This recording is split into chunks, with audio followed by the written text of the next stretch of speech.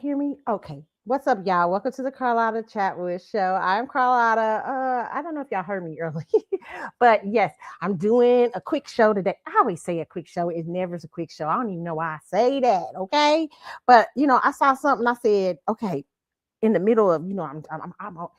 I'm almost caught up to my homework after that cruise. Listen, okay, I'm almost there, baby. So tonight I'm be all in the homework because I got a class in the morning tomorrow, child, and then tonight I had theater stuff this week. So belong to this guild in my and I found out some really great news. I was like, oh my God, this is gonna be great. Okay.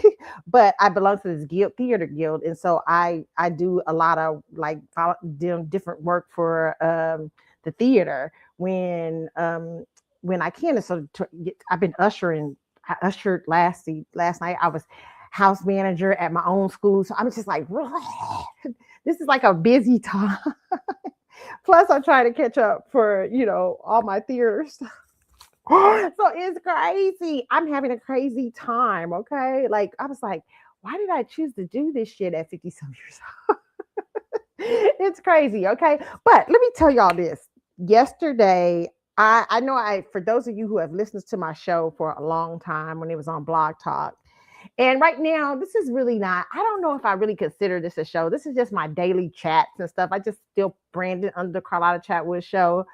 I've been so busy with school and everything. I just really haven't had the time to really put it the way I want to put it and everything. Y'all know how I be doing, okay? Y'all know I be getting one thing, I be getting caught up, and then I get caught up, I be stacked up under stuff. But this is my little chat that I just try to give to you guys so that we can keep in contact the little small group I have that listens, and hopefully, you never know, it may extend one day. But um yeah, so I've been really like just really busy. And so I do this show kind of like a little labor of love for the hot topics and things that I want to get off my chest. And some of y'all still listen, stuff like that. But I know for those of you who have listened to my show, you heard me talk about a young lady that I knew that when I was at school, who was a beautiful blonde girl, and she was in my class, and we often talked. And she told me about her 5-year plan. Remember, I told y'all about that. I don't. Everybody knows I use her. I use her as one of my people. And she said, I got a 5-year plan, and he's into two.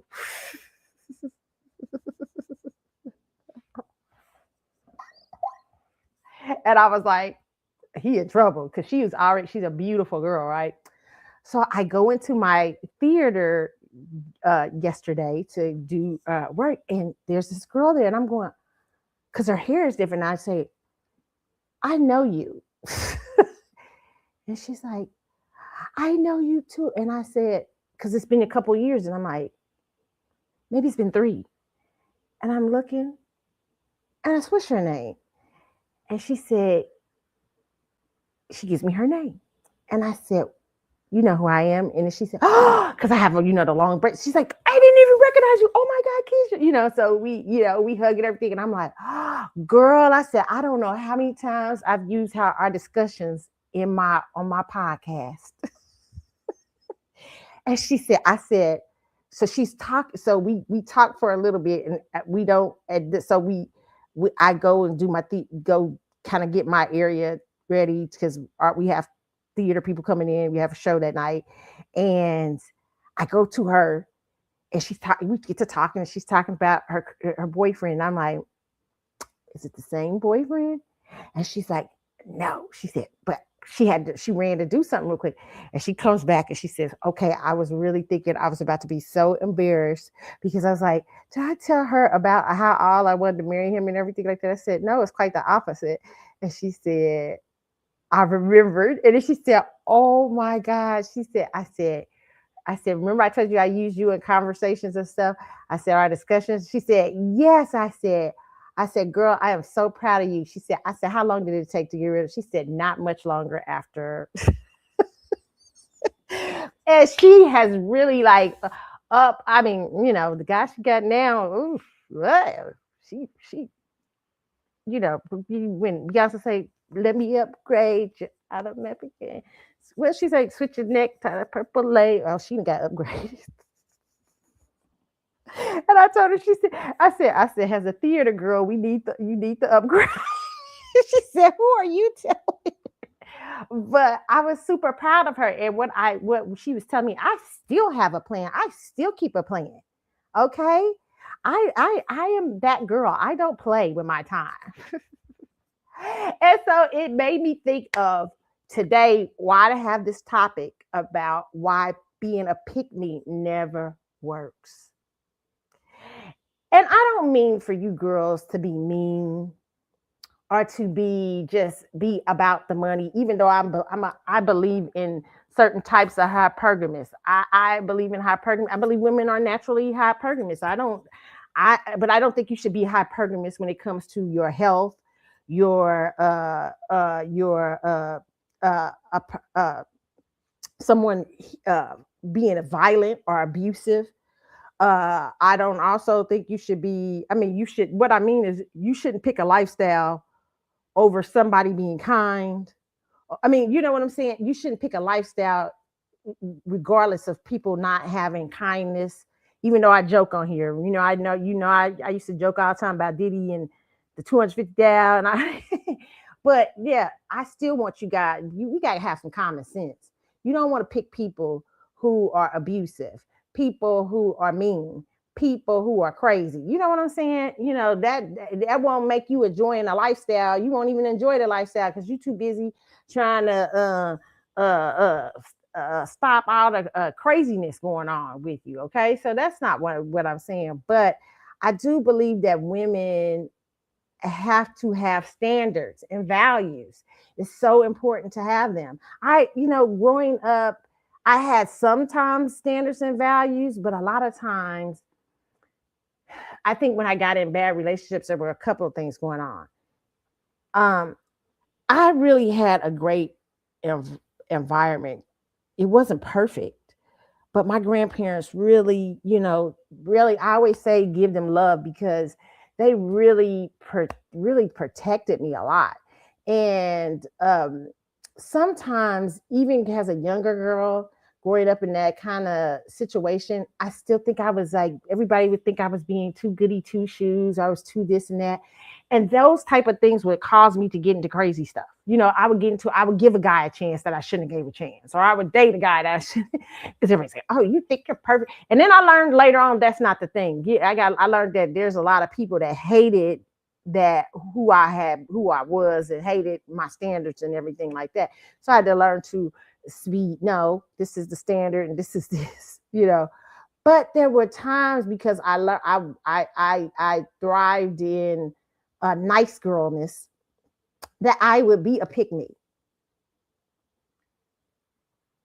You know, like, oh, like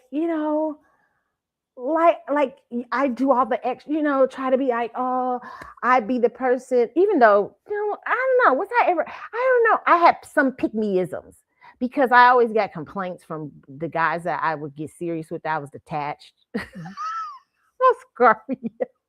I blame everything. I'm a Scorpio. But no, no. I would really that I would always hear, like, you're so detached. You don't have any. But it's not that I wasn't detached. It was that I was observant. And so I'm like, and if I observe certain things, then it would warrant detachment. I don't know. And so that I had those problems in relationships, but when I really like someone, there will be elements of pick meism, and I think some of that came from double abandonment issues. I didn't, my mother and my father, I was not raised by either one of them. I didn't think that affected me because I had a great grandparents and everything and I have been with my grandparents since birth. I have, I've only spent weekends or something with my mother. I didn't live with my mother ever. Uh, so I think certain things, elements, there's just always this overly thing to be nice. And so sometimes I would know certain things was like not right, you know, early in relationships. And so I had to learn, like, you know what? I can be patient with you, but you're not going to take advantage of me. And then, by the time I was like 22, I was in savage mode. In terms of like my time, my energy, I still had some relationships that weren't so great, but the ones that I had that I realized pick meism was in, I don't know. I look back at them and I say, first of all, I'm glad I didn't waste a lot of time, but I wasted some time. Complete waste of time, some of those people. Um, and some people just genuinely didn't like me as a person. You know what I'm saying? Like I had one guy, I used to love East Coast men. I can't lie to you. I ain't saying all East Coast men bad. A lot of y'all great guys, okay? It's just a different world. It's a different energy. But I used to date like a lot of like East Coast guys used to be my thing, okay? Right? Especially those, I love those guys from like, New York and stuff like that. I just used to get to, but so like they were hard. It was hard with those guys because because they came from a different environment, different area, right? So I think that certain men,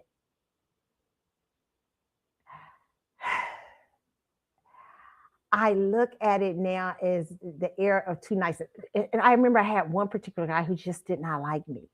When I look back at it, when I was in it, it looked like I thought he really liked me. But when I look at it, he was constantly, he's from East Coast. He was constant, and I had several people I dated from the East Coast, but he was constantly like he was really big, like he really hated my faith. He hated certain elements about me. He would just nitpick at and everything like that. But as a girl trying to be,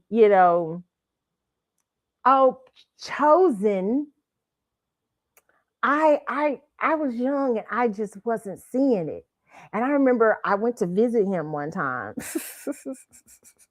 Oh my God, it was terrible. And there was this like, so I come in and the picture there's a big picture of me. There's all these pictures of me, but there's other girls like around this picture. I hate to tell this story. I was 20. I was in early 20s, 20, maybe 20, 21, maybe 21, maybe 21. And he goes, well, you can't be tripping off of those other girls. Like, whose pictures is up there the most? Who's the most? Who's blah, blah, blah. And I'm like, in my head, I knew that was crazy as fuck. But in my spirit, I'm like, well, maybe he's right. I am the girl that's up there. Oh God, what an idiot. But it did take but a couple of maybe a day or two for me to get that shit and realize no, that's not the thing. So I'm just saying it did not, the relationship ended crazy. Okay. It just did not work. He didn't value my intelligence. He didn't value nothing about me. Okay. There was just, when I look back at it, I say, this person just didn't genuinely like me. Why he was dating me, I have no clue. And why I was dating him, I have no clue. I mean, I liked him as a person. I valued his intelligence and stuff like that because at that time, you date different guys from the East, like certain parts of the Black American men, you get certain vibrations from. South, you get certain vibrations from. East Coast, you get certain vibrations from. And sometimes you get a lot of culture from like East Coast guys who understood, like who have read the ISIS papers or who read, stuff like that. Highly into. But listen, I was a little Midwest girl. It just was about, what I'm saying. I wasn't that hard. You know what I'm saying? I didn't grow up in concrete jungle. But I think, but I did have some nice guys that I dated from the East Coast who were really nice. And but yeah, but that was a pick me moment. And I was just like, it took me, and this person constantly embarrassed me. I have no clue why I continued. This was one person. It was several people I dated, but it was one person. So you can't guess who it was. If you try to guess, you won't. Because I dated several people. But this guy would like I mean, like, I remember having a event, because I gotta say an event, because people who are probably listening, who are my friends, will be like, oh, let me see if we can figure this out. And I had this event, and this person was did not show up at one of my events. Also, two other people that I knew were missing. Two other females, right? This person who I was dating he's a ladies guy. He had it like that. Okay.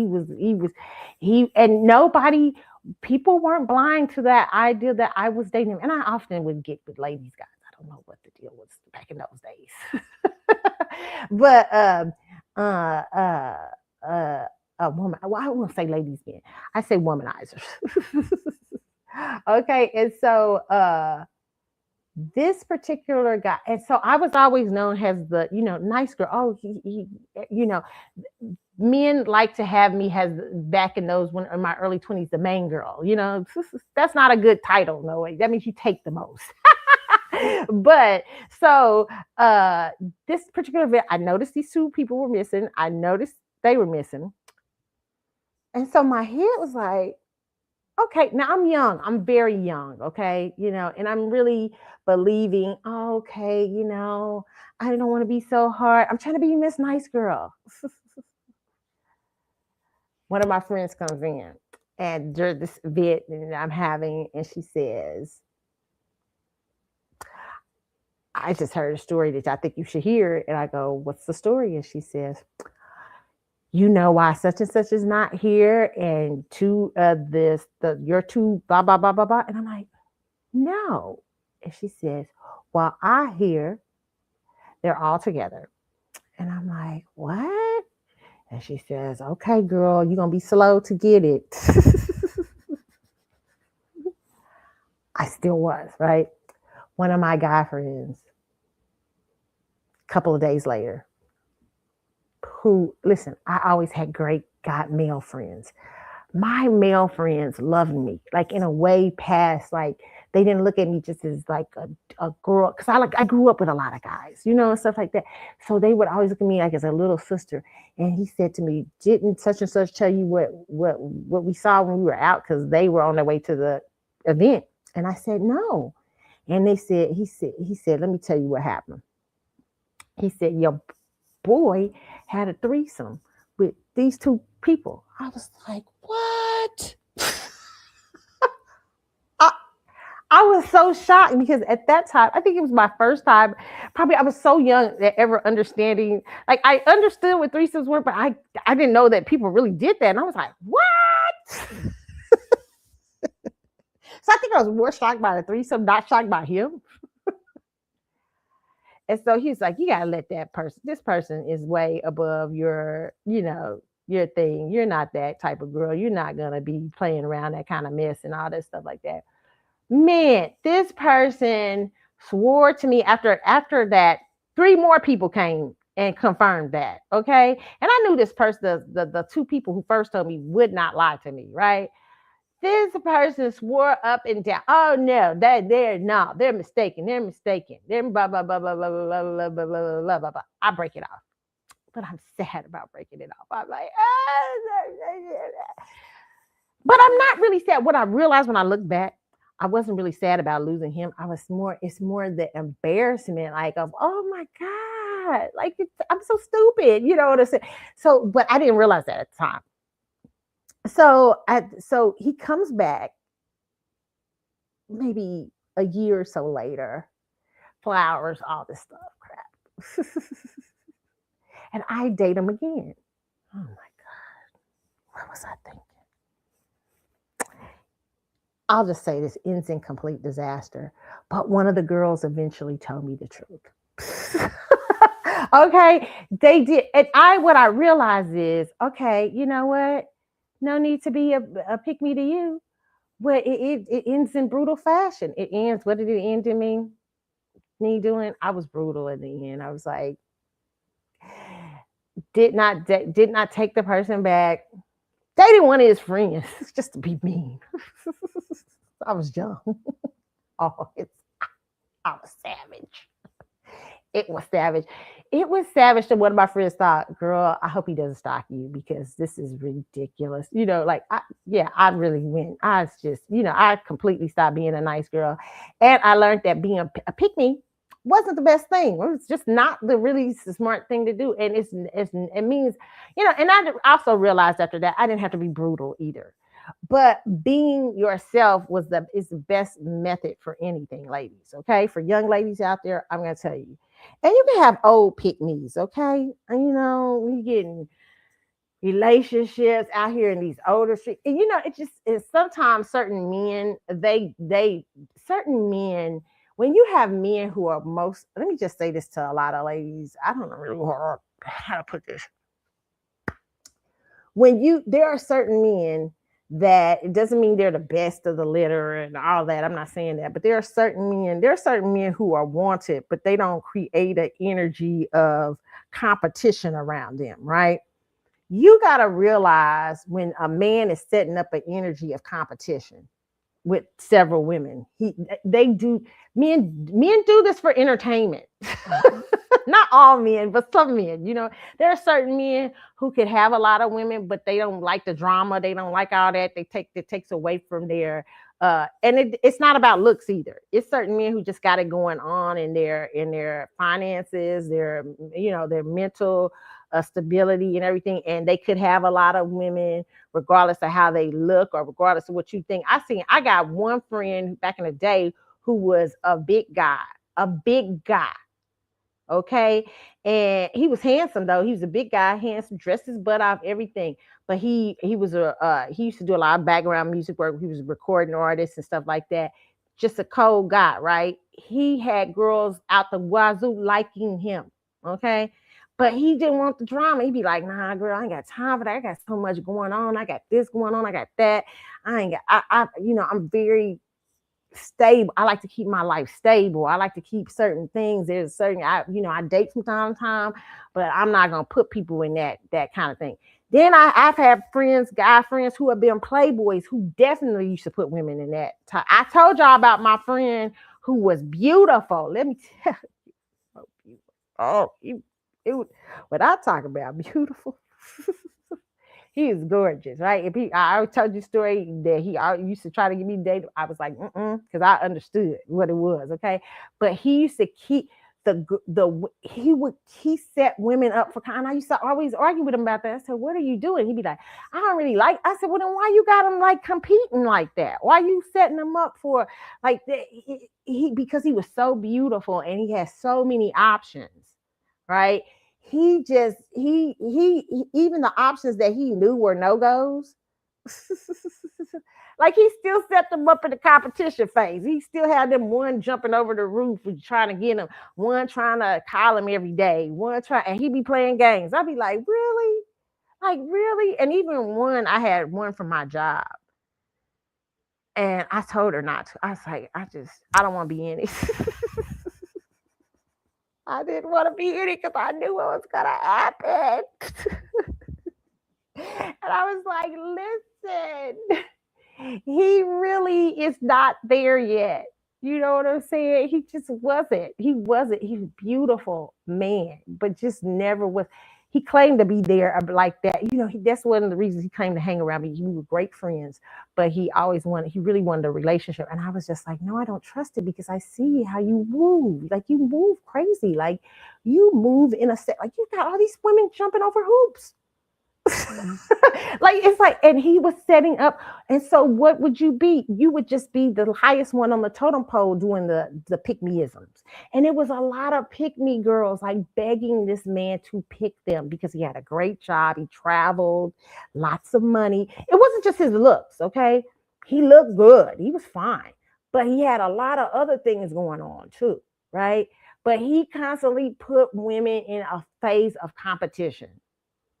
It was crazy. And, I was like, that's kind of nuts. It doesn't mean that, listen, it doesn't mean women that you don't be afraid of other women out there. Because because I don't want to. Because the only person you should compete against compete against being your.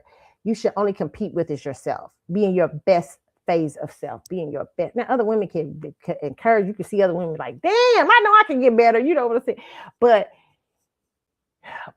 the only thing you'll learn as you get older, there is no competition. When they're doing that, it's either a man likes you or he doesn't like you at all. Or he doesn't have that for you. You know what I'm saying? But there is no let's see if this one, I like this one because this one do this. I like this one. That's just crazy. Okay. And when men do that, I always find it kind of bitchy. I think now, okay, women, I'm not saying I don't believe women should sleep with all their choices. I disagree with that. But I do believe women should have femininity, unlike masculinity, in my opinion, needs to have, and I'm trying to how to say this. I think women need a clean area of competition for men, where you look at men and see, not comparing men, but you look at men and say, what's the best for you? You know what I'm saying? So should you have an area? Yes, men should have a time when they're dating, but you should know that clearly, but not a competition. And I can't really say that, because there's some women who I know that do that competition stuff too. I think I did it when I was younger. In my mid-20s, I probably did it. I probably used to have be like, I have a guy out this week. Oh, I was yeah, but I didn't like that. Some people I didn't even like. I would just be be entertaining. So yeah, I would be like a male in that way, something like that. But yeah, no, yeah, I don't think that's good though.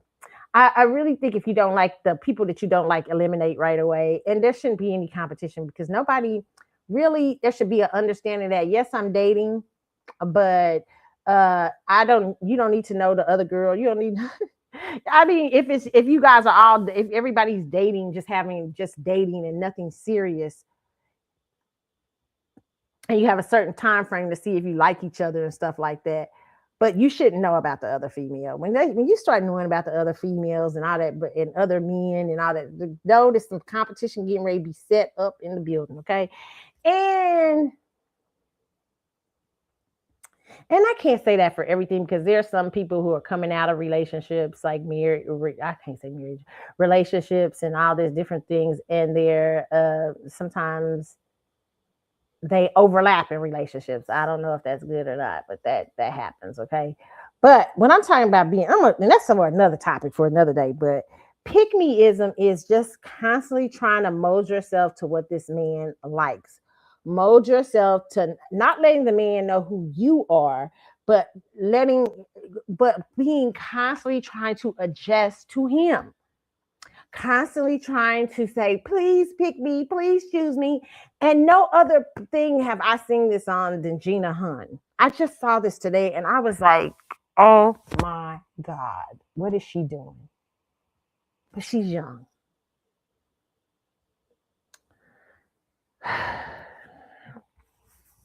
And there's so many dynamics to this with this Gina Hunn and Diddy thing, because I think race plays a dynamic in it. I think there's so many things that, oh my goodness. And I hate to have these discussions, because people can mistake these discussions in future years. If you listen to my show back, and you might not understand what I mean by areas of competition. So I'm going to try to hit everything today. First, I'm going to hit off pick-meism, and then I'm going to pick off race in this, and how race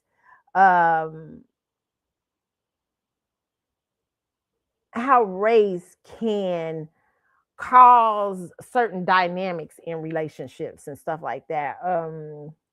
Let me see if I can y'all pull up her talking about this. I just saw this today and I was like, okay, we got to talk about it. That's why I came on the show, to have this discussion. Okay, I got a lot of stuff coming through here.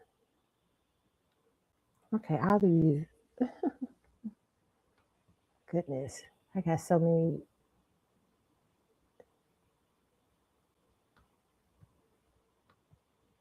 Okay, you guys. See if I can pull it over. But this young lady, she was talking on her page, and I just was like, there's a lot going on here. Let's see. And I always have to talk about somewhat the dynamics of, okay, race in a lot of this stuff, because I think sometimes society, we don't know all the dynamics of race and class and colorism and everything that goes into a lot of this some of this energy from people. Um, and I know it's a little bit of all of it on this particular live stream from her. So let's put it up here.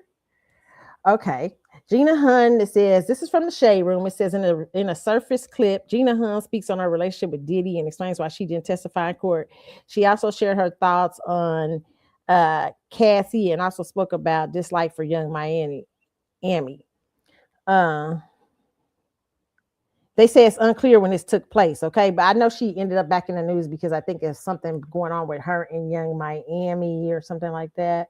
I don't know. Something just recently happened, but let's listen to what the Shade is. They don't know when this happened, but I do want to use this as.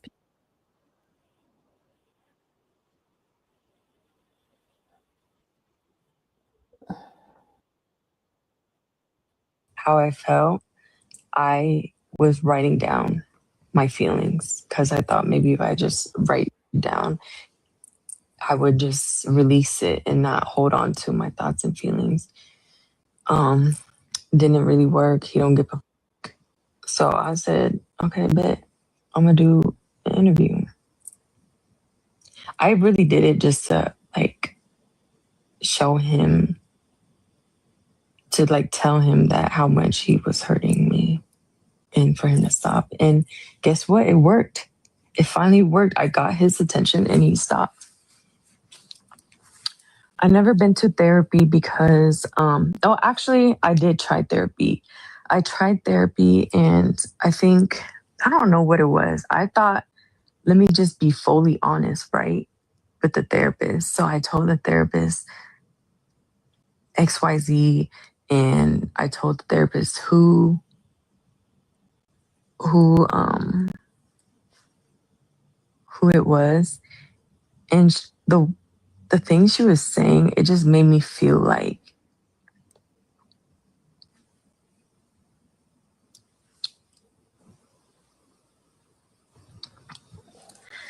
the things she was saying, it just made me feel like, okay, so boom, she said, because, like, unfortunately this happened, but this happens quite often and quite common in any tax bracket. I watched my mom get beat up by men. Okay. When I was a kid, I seen my dad and my brother's dad beat her. So I think when you grow up in that environment, it's it's a, what is it? It's a cycle, because I watch her do it, and then so I grew up going through it too. But I cut that out. My daughter's not going through it. Because now I teach her everything that I've learned throughout life. My mom didn't teach me, like, everything that I know now is because of me. Are you worried for when he gets out? Worried about what? I hope he gets out in a couple months. Why didn't I testify? Because I'm not gonna snitch on my friend.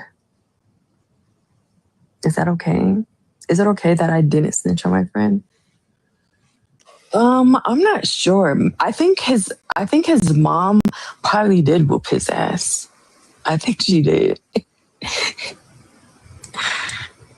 I pay my bills. I think Cassie's beautiful. Honestly. I think, but the one thing I wish she would have done was just take time to herself to be single, because I feel like when women break up and become single, they just thrive and do so much better and feel so much happier. But I think she deep down wanted a family and she wanted the kids really badly. I don't know her. She never said this. This is just what I think. Um, and and yeah, I feel like she should have took time to be single and thrive. Whether she became single or got another man, people say dumb shit. Like, let me just be quiet.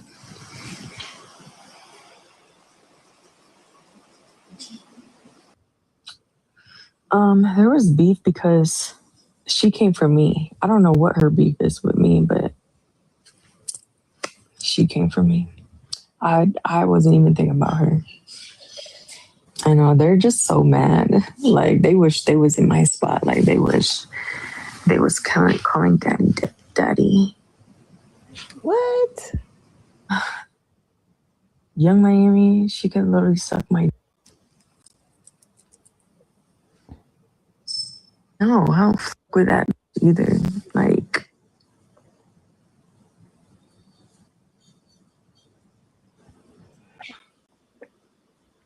she snitched on my man, so I don't fuck with her.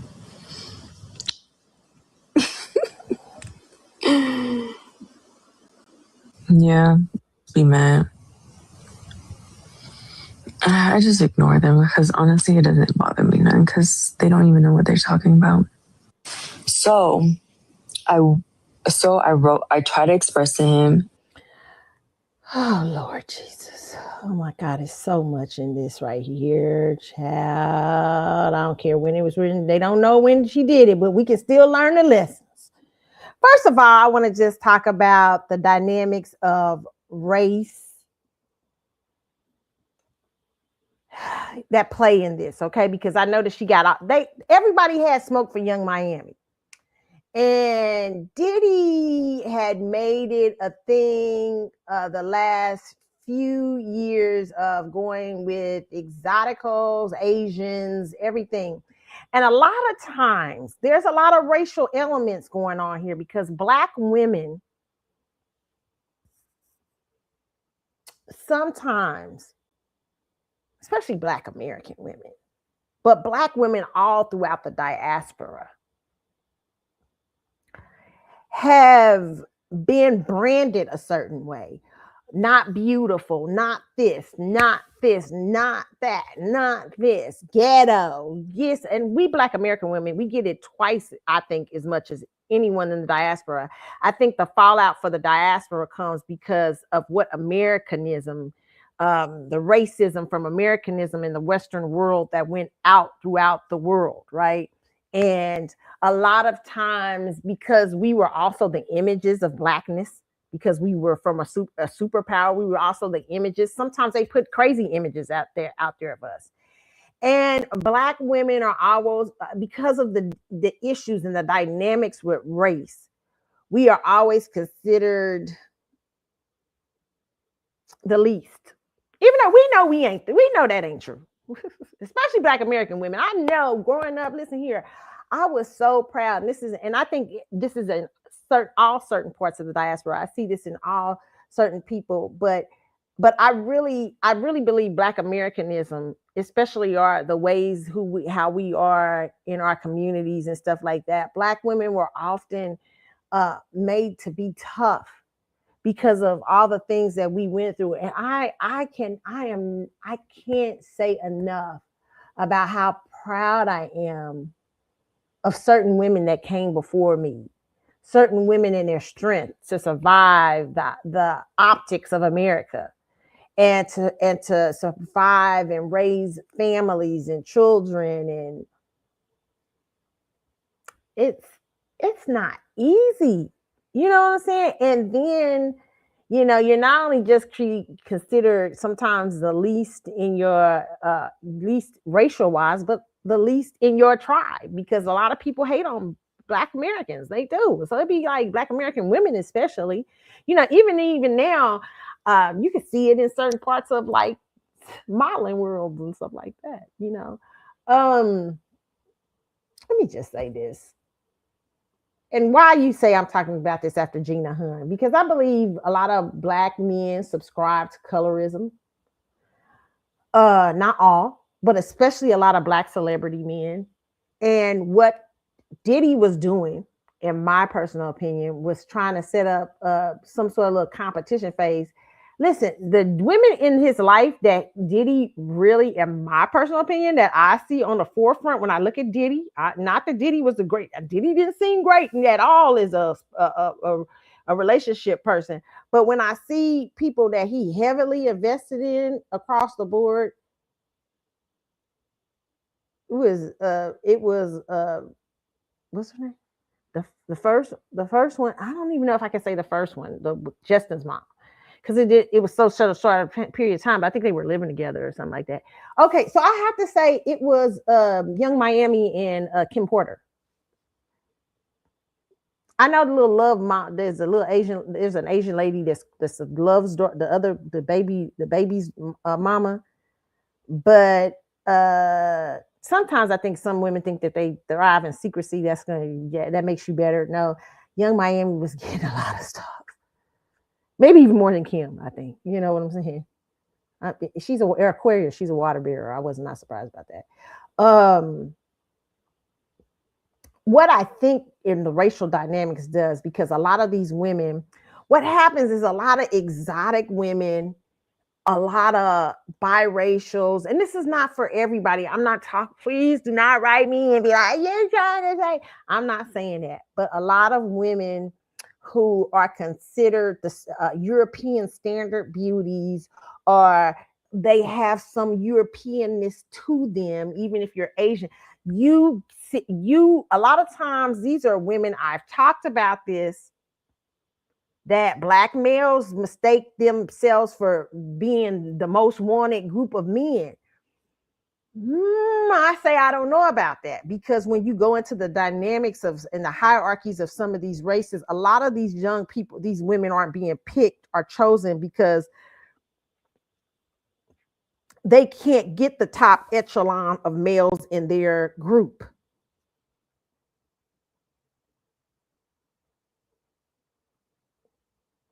So they see a racial dynamic in the Black community. They see the dynamic of colorism, how colorism has affected us, how our need to, there is a certain European standards and stuff like that.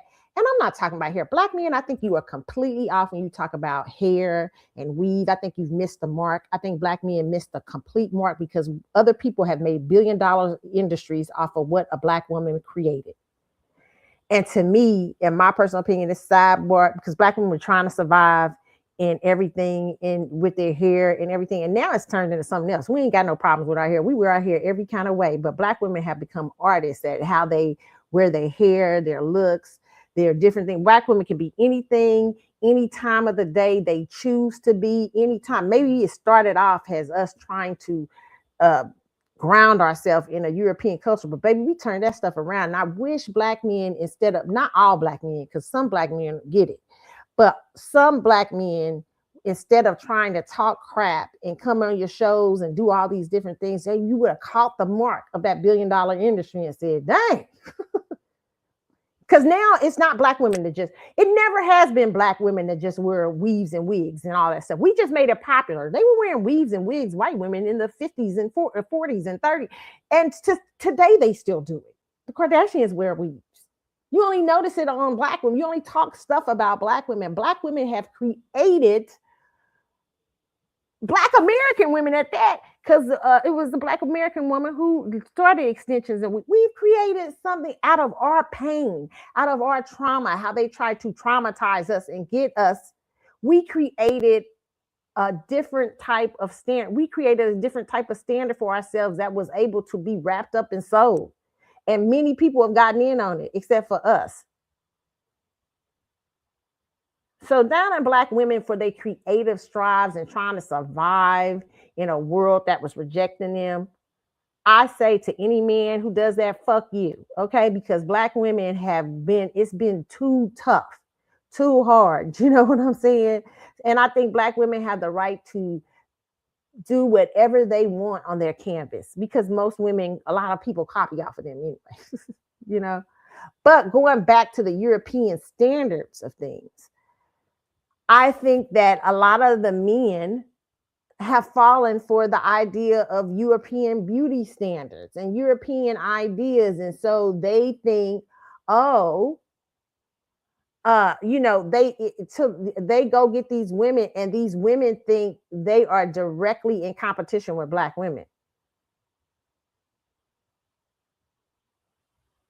That's why they hate Young Miami, because she noticed, I pay attention, she said nice things about Cassie, even though Cassie, I think, was her competition. She said, oh, she's nice, she's beautiful. Yeah, I don't know why she came after me. She can suck a dick. She had all kind of energy for Young Miami, right? Because she don't think Young Miami, this is my personal opinion. This ain't what I'm saying about her. This is my personal opinion. My personal opinion is that she don't think Young Miami, Diddy has created an idea that she is the fucking beauty standard. So she don't understand why is she even in the building.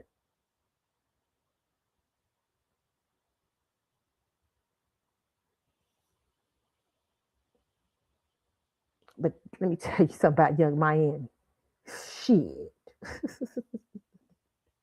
Young Miami was just in the building.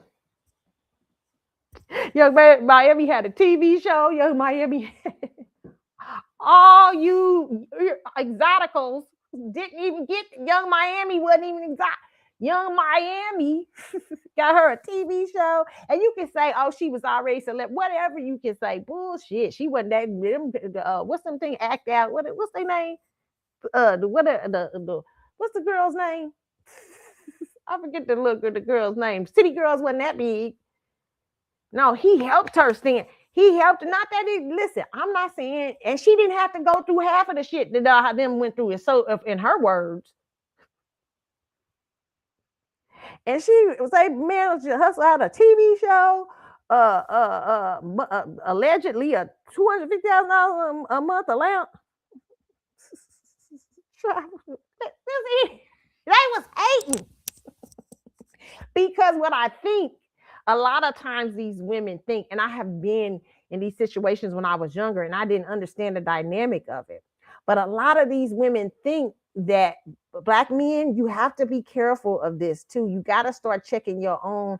And I say the same thing with Black women. You got to check your own problems of European standards of beauty and how you make these people think that they should be picked no matter what. Like, how you even my competition? Like, like you know what I'm saying? Because they can't compete.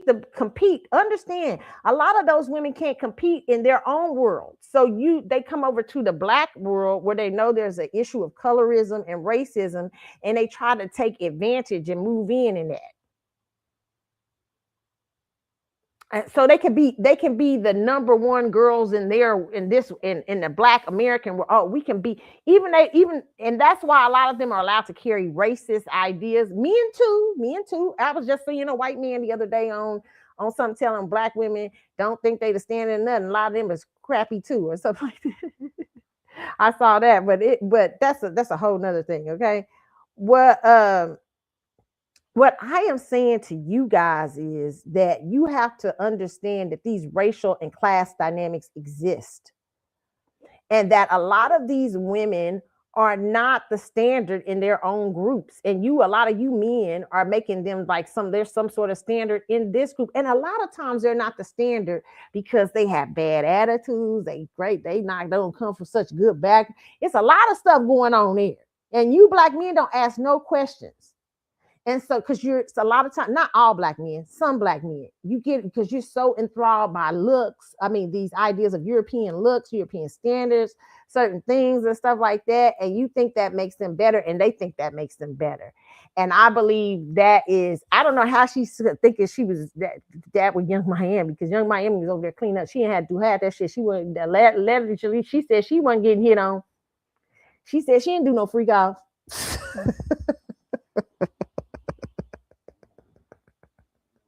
So she say, I don't know. Okay. I'm just saying. She's saying I didn't have to do nothing. And look what I. So I think a lot of times racial dynamics make these women get insulted and be like, I thought I'm the beauty standard. No, you're not.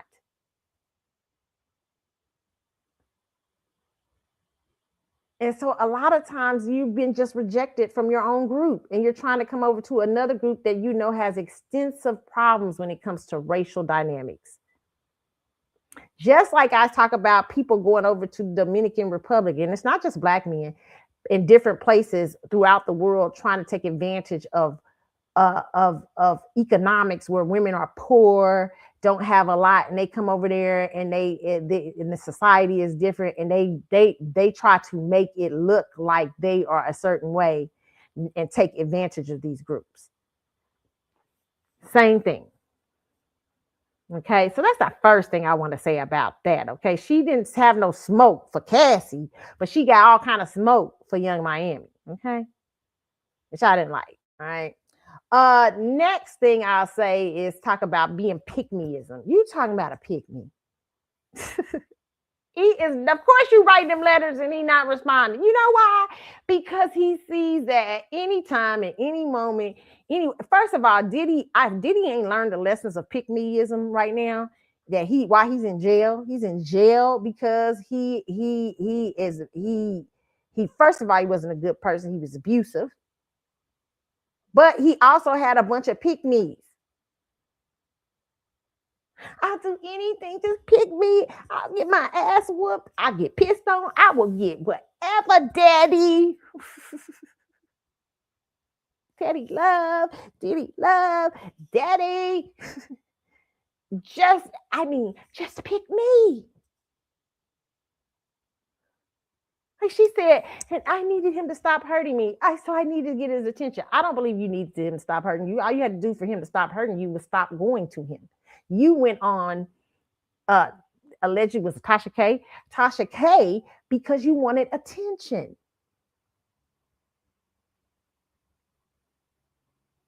Wasn't because you wanted to get his attention. And it worked. I got his attention. It probably wasn't in a good way.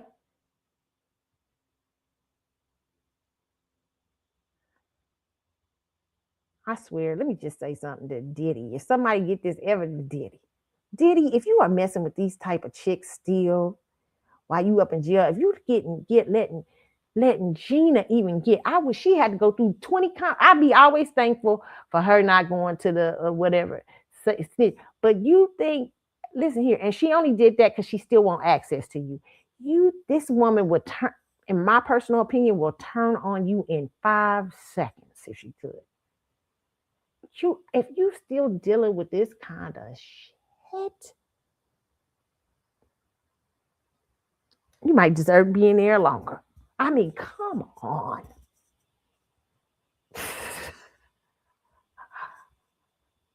What? I remember I was talking to one of my friends. I told him, me and him was having a discussion. He was asking me about this girl he was dating. And she had elements of pick-meism. I could see it, and I said, he gonna get. I said, this ain't healthy, And she had children, right? She had a daughter. Well, she had a daughter, and they had just started dating, and he was already like spending the night over her house. And I said, He's like, yeah. He said because one day, he was saying the daughter was trying to get him to act like. I mean, she was trying to get him to act like a father to the daughter, and he hadn't known the daughter that long. I said, I said, you want my opinion for real? He said, yeah. I said, no smart woman would give you access to her child that fast.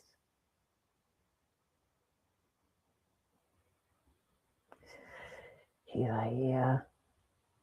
I said, no smart woman would let you be spending the night all up in her house when her baby's just across the room and she don't know you that well.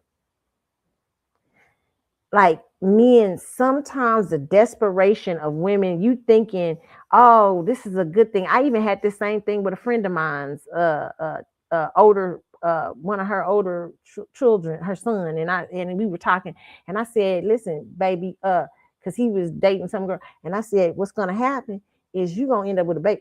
I'm gonna tell you right now, because this girl already got children. And what you think is her desperation means that she's such a good person. She's such a good girl for you. You think that, but you're not looking at the surface of that desperation. Why is she so desperate to have you in her life? What is the desperation there? Like a lot of times people don't get that. I remember a particular family member of mine's. This person was so desperate to be in this particular family member's life and everything like that. Now, this particular family member didn't have shit, so I didn't understand what was going on. I said, "What the fuck is really what was really going on and everything?" And to the point so much that she wanted this person in her life so much, she lied about the father. Like she lied about a lot of stuff. She lied about she even this kid she had said it was his and all this stuff. And what I realized is it was she wanted to be connected because the family was so good. The family, whether she what the family, it wasn't really him. She was really going for the family because the family was going to do great things. The family put so much into the kid, even though the kid wasn't their his. Put so much in to the child, put so much into them that uh wow. Put so much into the child, put so much into them that that she knew that she just wanted that dynamic. She just wanted to be associated with that. She just wanted to be because she knew the other person that whose kid it really was wasn't gonna do that. And so women they will not all women. I'm not saying all women. I'm saying certain women will use pick meism. When you have that pick me, please pick me, you have to look at the desperation behind that. Sometimes there is other reasons they want you to pick them. They so desperate for you to pick them. Like they will take an ass whooping or they'll take a you peeing on them. They'll take you with 6 women. I don't care. It's not what's that song by SOS Band, which is one of my favorite old school songs. I don't care about those other girls. Just be good to me. You may have many others, but I know when you with me, and there's sometimes there's those dynamics of relationships where women are not a pick me, they just having a good time with somebody and they're not taking the dating seriously. I'm not talking about you. I'm talking about women who are begging, will do anything and everything for a person to choose them. And a lot of times, what happens with you girls who are being pick me, these men are being. I heard a man the other day. It was so wonderful. I gotta find it. I think it's on my. I have it on my Facebook. Let me pull it up. But he was talking about how sometimes men will entertain themselves with these type of things. Certain men, like they will entertain themselves with you doing the most. Oh, look at her. Like, man, what? Like, okay, you know what, man? I told her, I told her, like, I need her to give me a threesome going, and she did it, man. She's so stupid, man. People be laughing. All right, man. I told her that, uh, uh, you know, just come over here tonight for at 3 o'clock in the morning. She let me come over at 3 in the morning and she let me leave at 4. I mean, because there is such a desperation. But I always say, what is that about? Because that desperation in the end can stab you in the back. Okay. And just women, what are you doing to yourself and your self-esteem?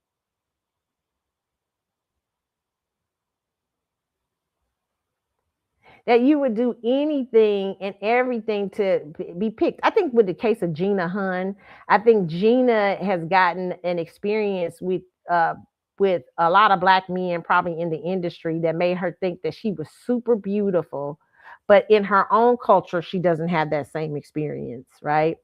And so there is an addiction now to that kind of energy. There's an addiction now. Instead of trying to get grounded in who she is as a person and get grounded in her life and her, there is this energy is that I am, I should have a wealthy person. I should have, like, and I don't really know how to. I should have all these great things in my life, but without doing the work on myself, without doing the figuring out what's inside of me. You know what I'm saying? And so she will, in my personal opinion, will take the bare minimum from Diddy just so she can still feel that energy of, yeah, I'm that girl. Because, being with celebrity men, I think just with men in general, if you've ever dated a guy who's like well liked or he's popular and stuff like that, I've talked about it on my shows before, and a very few people like to tell the truth about this, but it can give you an ego boost. Like, just like men, when they get the cute girl in the schools, it gives you an ego boost, right? But there is the maintaining of those relationships and the keeping of those relationships and what that dynamic means. Okay. But a lot of times, celebrity males, a lot of these women can get ego boosts with celebrity males. And the addiction becomes that it's hard to get out of those relationships, and it's hard to not accept the bare minimum because now you have to feel rejection out of that energy or that group. And this person has built you up. Your only self-esteem has been through this person. Your only self-esteem is being through instead of taking that, oh, like such and such, I went on a date with such and such, and taking that for what it is and being like, okay, that do mean I got some child, I know I'm fine, and what, you know what I'm saying, it doesn't mean, that shouldn't be your only thing of self-esteem, but just taking that as one of your things. What happens is becomes an addiction for a lot of women. This is just women of all colors. It's not just other women, but especially I think it happens in where women have been rejected from their own cultures and have to come over to other cultures to get to to bring up their energy or their class. I think that's why Rachel Dolezal wanted to be black so bad, because Rachel Dolezal probably experienced a certain rejection in white society. But it's easier to come over to a Black American society where there is a problem with colorism. And you pretend to be a light skinned Black woman because you think that will give you access.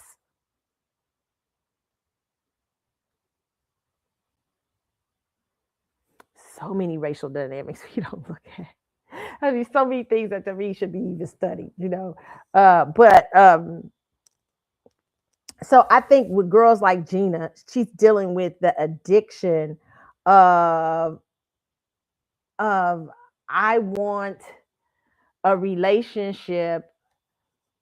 This, I love all the things this relationship gives me. And all of it, when we go through those things, when we're going through breakups and stuff like that, you always have to question yourself about what it is you get from, what high do you get? Because that high is what's keeping you stuck in it. Okay. But if you're a person that can deal with the pain, that's the first thing. Deal with the pain or whatever that shit is. Get out of trying to be. What happens is you keep coming back for it because you keep the energy makes you feel super good. Like at some points, like I'm sure Diddy taking her out on a yacht made her self-esteem go up 1,000 points, right? Or taking her shopping may have made her go up 1,000 and 1,500 points, right? So when they start to degrade you, you still looking for that first bit of high as a woman. When they start saying, well, I don't really, I mean, I'm not trying to be with one woman. You know what I'm saying? I like you, but I mean, we hang out. You start starting it, then you start trying to compete. You start trying to ramp it up. But they ain't trying to hear that. They don't want that. They don't want that. They just pimped you, really. They did you like a pimp, like pimps do. All right, now you out there trying to figure out what trick you gonna turn to make this person really like you. Keep me, daddy. Pick me, daddy. Pick me. And you really just gotta find out what the addiction has a woman you're dealing with. What are you dealing with what does this person bring to you? What kind of energy do they bring to you? Uh, but never degrade yourself or let down yourself in order um to stay in somebody's graces. I remember one of my friends when I was in college, I got heartbroken. I was dating this guy. And she told me, she said, let me tell you something. She said, what you gonna do tonight? She said, you gonna go up to that dorm room and you gonna cry it out. She said, you ain't gonna, she said, I don't care if you gotta roll on the floor. I don't care if you gotta do this. I don't care if you gotta do that. She said, but what you ain't gonna do is come out here and let them see you broke up. She said, because if he see that, he gonna manipulate that. Oh, she was right. I went in there, I cried it out. Shit, I came out there so strong.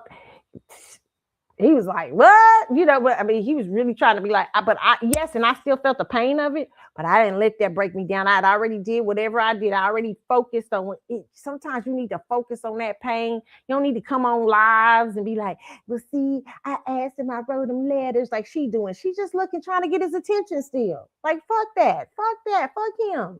Okay? No. That's being in jail for kicking ass, women's ass. Okay? Really, that's what he in jail for. I mean, well, I think it's a spiritual jail, but you know, I mean, that's what he wasn't. I don't think he should be in jail for what a spiritual jail, yes, but I don't think he should be in jail for what because he didn't. I mean, I don't consider what they put him in jail for that it was a crime he was guilty of, but but for but you know what he had done. And you still out here trying to beg his ass back, like you still out here trying to be a part of, like you still trying to get picked. You already know that Young Miami didn't have to do half the shit. Allegedly, she said that she didn't have to do half the motherfucking shit you had to do, or at least she ain't telling it. And you still out here trying to jump hoops and trying to look. This man obviously don't like you or want you, but you still trying. That's crazy.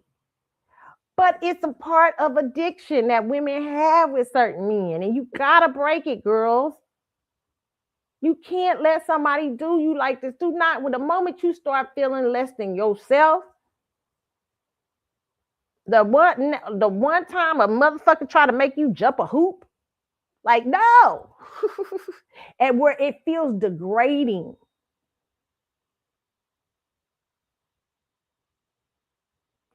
Stop.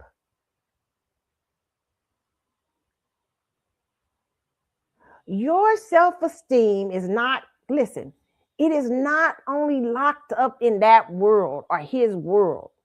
And that happens with a lot of like if you got a famous dude, a celebrity dude, or you got this dude that's just around the block popular. You know what I'm saying? It's the same thing, different levels. But when you have that type of thing, you sometimes you think they your self-esteem and your thing. And so when it's not working, when you're not a part of their, one of my favorite sidebar, one of my favorite shows, my favorite movies of all time is Grease 2. I want a cool rider. If he's cool enough, he can burn me through and through.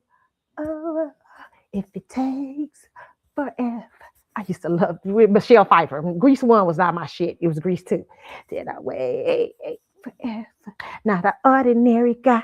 An ordinary guy's gonna do. I want a rider that's cool. That used to be my shit. Okay, but in this play, okay, Michelle Pfeiffer had just really dumped a dude that was the big dude in school. Like, you know, he was the big, I forget the guy, the jackets, what's it called, the black jacket guys or whatever that was cool and everything. And he was still trying to get her back. Michelle Pfeiffer was like, child, I ain't trying to hear that. And he was rejecting her out of everything. Like, you will take her pink jacket back and you're not this if you're not going to be with me and all this stuff. And what I loved about this story is because even though there was that air of rejection, but because she stayed in her energy and still stood on 10 toes, like, I don't want to be with you. I really don't like you like that no more. Even though he was rejecting her and throwing her out the group and everything, she felt it.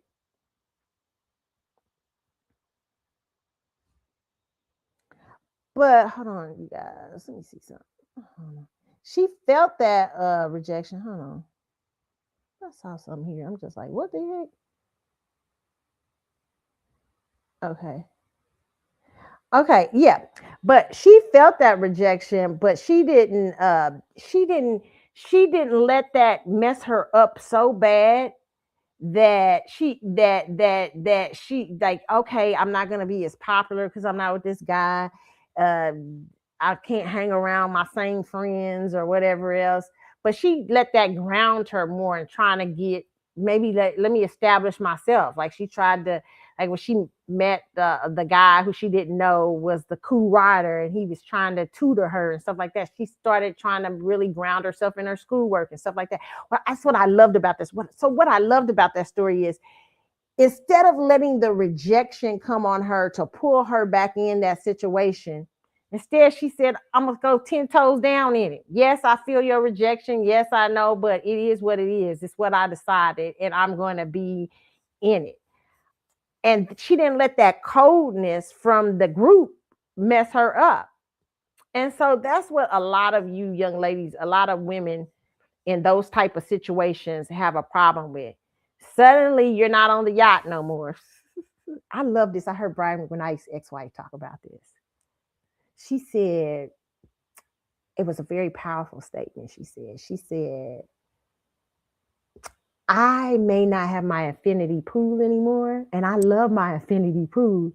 She said, but him dogging me out and I guess allegedly putting her in that apartment he put her and her children in and put her out of the house, she said was the freest she had ever been in her life.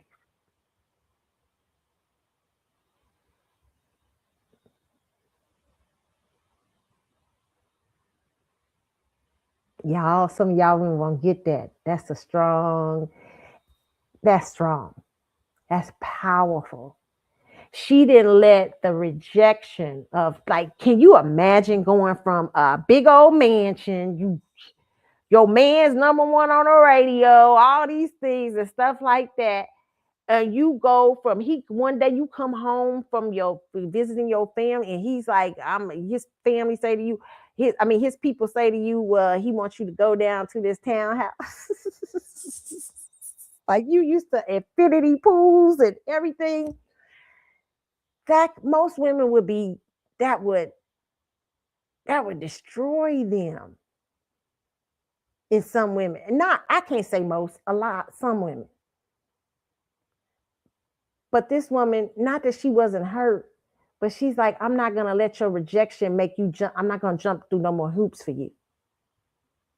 I am the mother of two of your children. I am your wife, and I am not gonna allow you to treat me any less. So if you want to put me in this too, whatever you trying to do, whatever you want to do,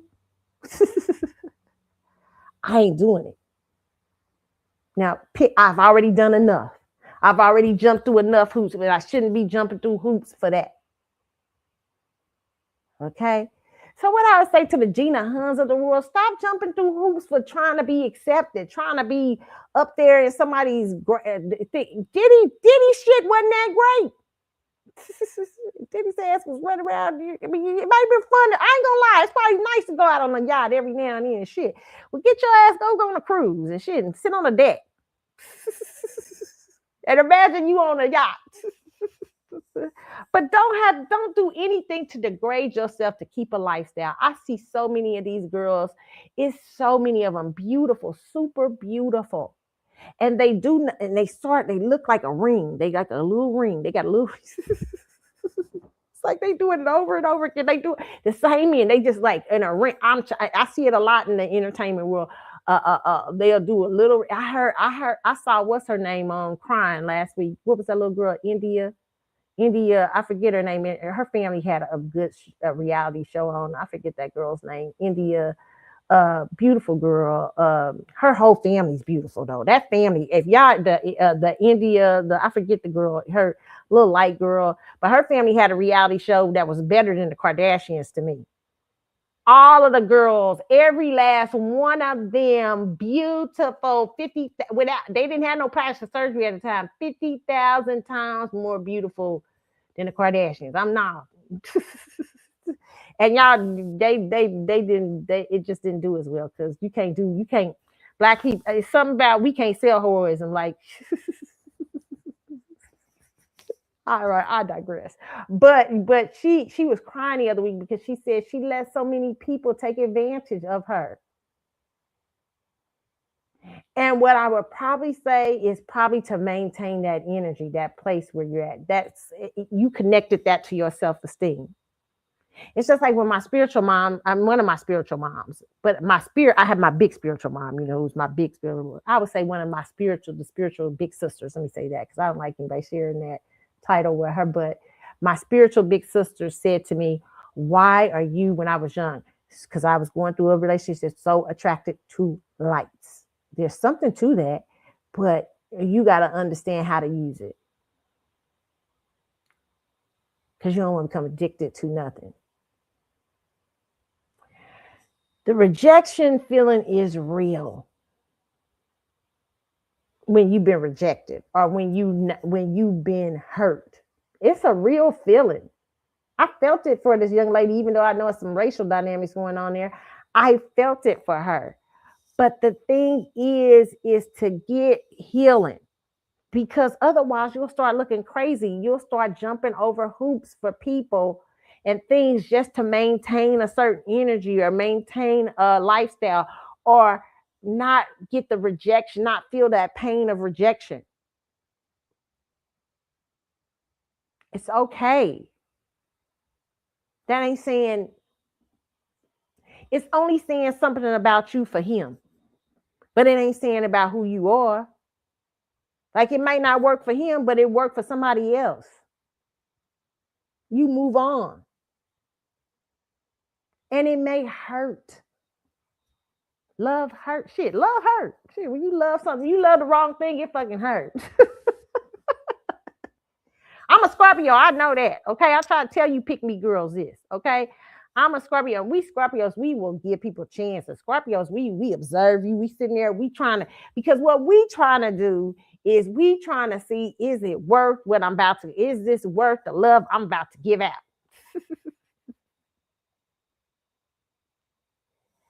And we'll be so observant, sometimes too observant. And then we'll think we figured it out. We think we got the person figured out. We think we picked the right person, only to find out we knew what we knew from the beginning.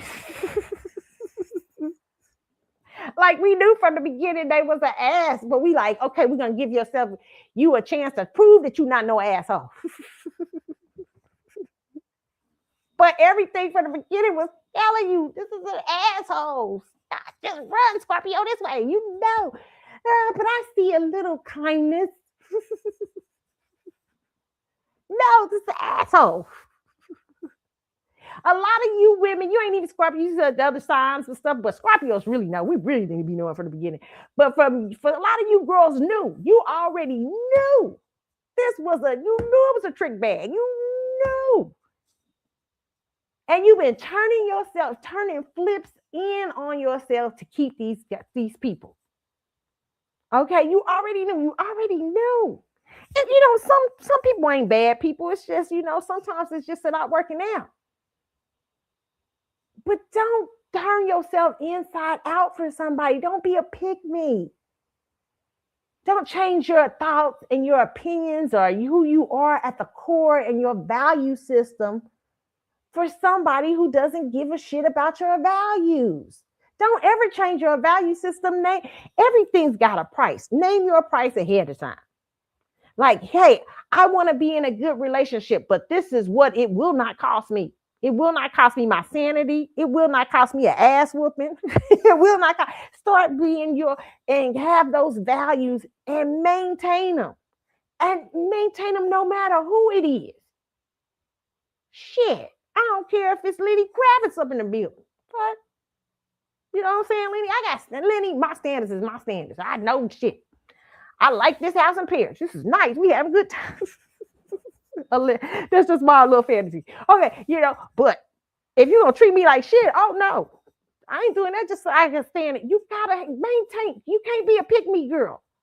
A lot of y'all pick me girls for lifestyles. You know why Cassie didn't leave? It took her a long time to leave Diddy's ass because she was a pick me. Carlotta, she was abused. Most women who are abused are in pick me state. I don't care if you're a high pregnancy. You getting abused, you're a pick me. Mm-hmm.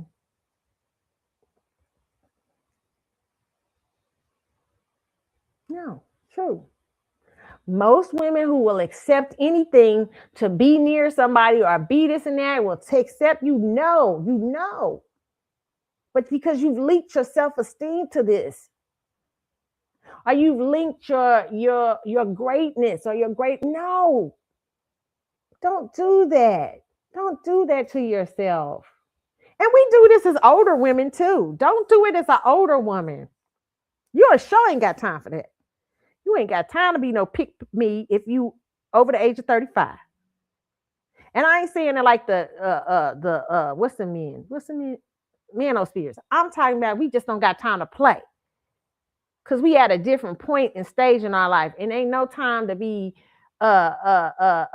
chasing someone's validation. There's a part of validation we love. Yes, listen, I am what I tell women all the time. We can't ignore that there are certain parts of validation that you do like. You know what I'm saying? Like if you bag a wonderful guy who's great and treats you well and you're this and that, you kind of validated. You like, I'm a bad girl. I got this and here. They treat me all like that. You know what I'm saying? Or if you got a good looking, one of the best looking men on the planet, there is some sort of validation come with that. You like, yeah, all right, you know what I'm saying? But it ain't no validation if they ain't shit. You know, if they giving you everything, but they treating you like a dog. Or you got the biggest bachelor in town, but he beating your ass. You know what I'm saying? Your validation. Okay, I keep getting these things, y'all. Hold on.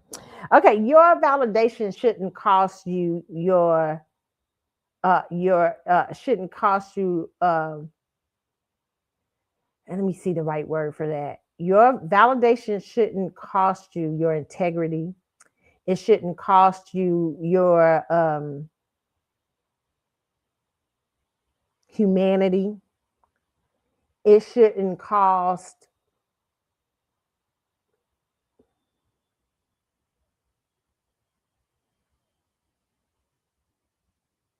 you being you at the core of who you are. It shouldn't cost you that much. To receive somebody's validation should not cost you that much. I don't care how good it feels for a moment. What they sell you off for a fucking moment. That's pimp shit. I always tell people that. That's pimp shit. When you into something, somebody come with all the great shit. They come with all the the pimps do that at first. Pimps, hey, if you read, especially back in the day, pimps back in the day, not now today, it's a different world. But pimps back in the day, you know what I'm saying? Now it's just they kidnapping people and sex trafficking and all this stuff. But pimps back in the day, when they used to try to get these girls to sex traffic and stuff for them, what they do is they appear a lot of times they go to women with low self-esteem. They know they got they got lots of issues, lots of problems. Rejected from their home life, all kinds of things, and have not worked on themselves.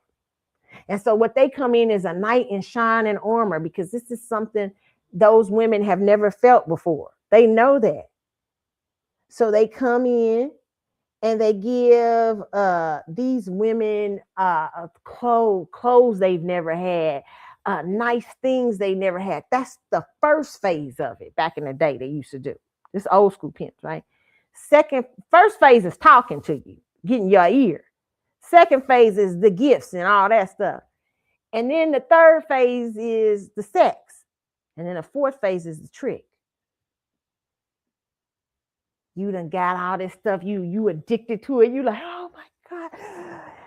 He just bought me my first fur coat. Oh my God. Oh my goodness. He's so great. So, and then you're like, first phase remembers the talking. You're so beautiful.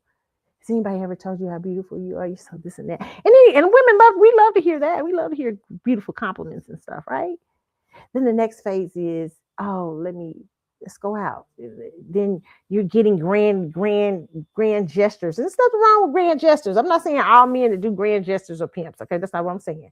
I'm just saying how pimp shit work. Okay, and then for especially women with low self esteem, because you're not, and then there's the sleeping with you to come, and you've already, because all these, they've already set up the scenario. And the sex, sex is really, I always tell women, sex is really, in my personal opinion, a mind game. Um, and it really is not, it comes, sex is not really, to me personally, my personal opinion, sex is not a good sexual relationship with someone, just my opinion, comes in several steps. That I'm a mind person though, that deals with first, uh what is it, uh first, to me, sex has to happen. It has, first, what is it, foreplay has to be a long, it's a little bit of a process. And if a person knows how to do it right, foreplay takes, it's a moment. It's not just the, when you get to the moment of touching and all those things, but foreplay has happened way before that. You know what I'm saying? It's talk, how you talk to each other, how you, maybe you like bantering or however, you know what I'm saying? The way, and then there's the phase of, then there's a sex. But a lot of men who are even the most swindle, like, Tinder swindler, I was laughing about. He knew all that. He understood that very well. But he was a swindler, right? And so, or I forget the story about the guy who was a Casanova. Was it Casanova? I forget the story, but it about what they just knew how to do romanticize a lot of things. And so you're addicted. Now the sex has come, and it's you've tripled the sex in your mind because they've played out a long sexual thing with you. And now here comes the trick. What will you do to maintain this?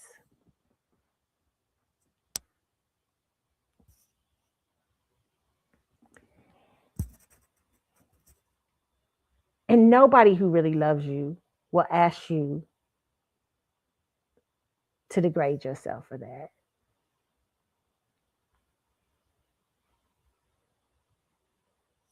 Okay? So that's what I want to say to y'all today. Don't do that to yourself. Don't. Say, hey, this has been a nice adventure. And I'm probably going to cry when I get up off this yacht. But you know what?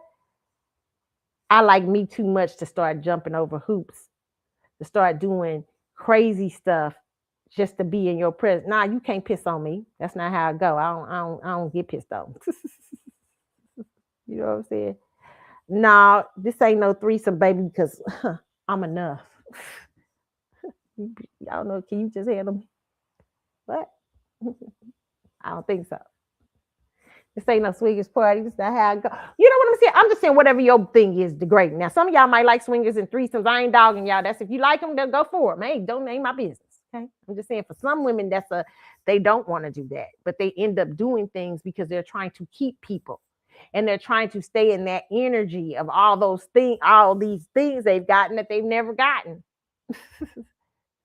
Or all these projections they put on the person. Okay. But I wanted to show y'all this thing from this guy. Let me see if I can pull it up here. I got to talking and forgot to show y'all. Hold on. But Gina Hung that's what my personal opinion of her. This is a young lady who is stuck in that energy, and it may be hard. It's going to be hard to come out, and so she's still a little bit trying to chase it when she just needs to heal a lot of ways and a lot of things, not just therapy, not a lot of stuff here. um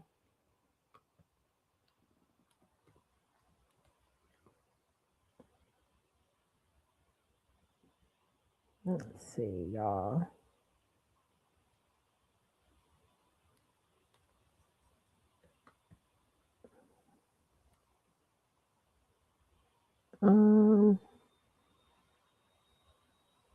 Okay, I'm trying to figure it out if I can find it.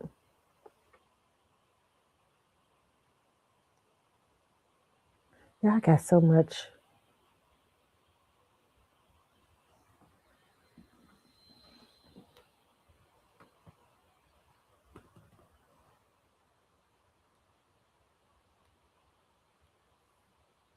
Okay. See if I can find it in my Instagram things here.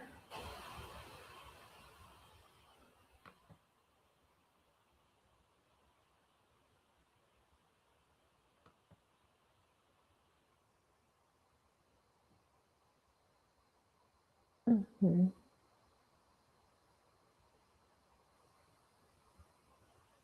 Okay, y'all.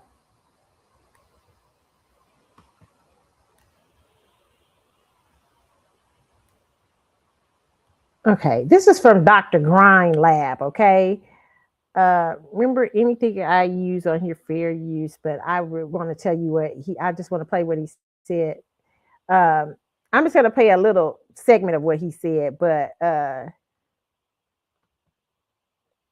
it's Dr. Grind Lab, not for sale, on TikTok. You guys, and I have it the link on my page on the Carlotta Chatwood Show for you guys to go to it. But I love what he had to say, and I think it's helpful for women to kind of hear this what he said. Hold on, let me see if I can put it up for you guys.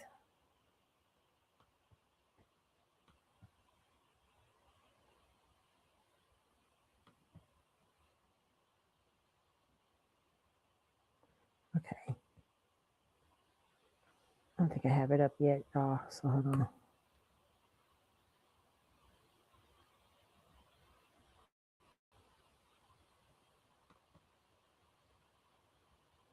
Okay.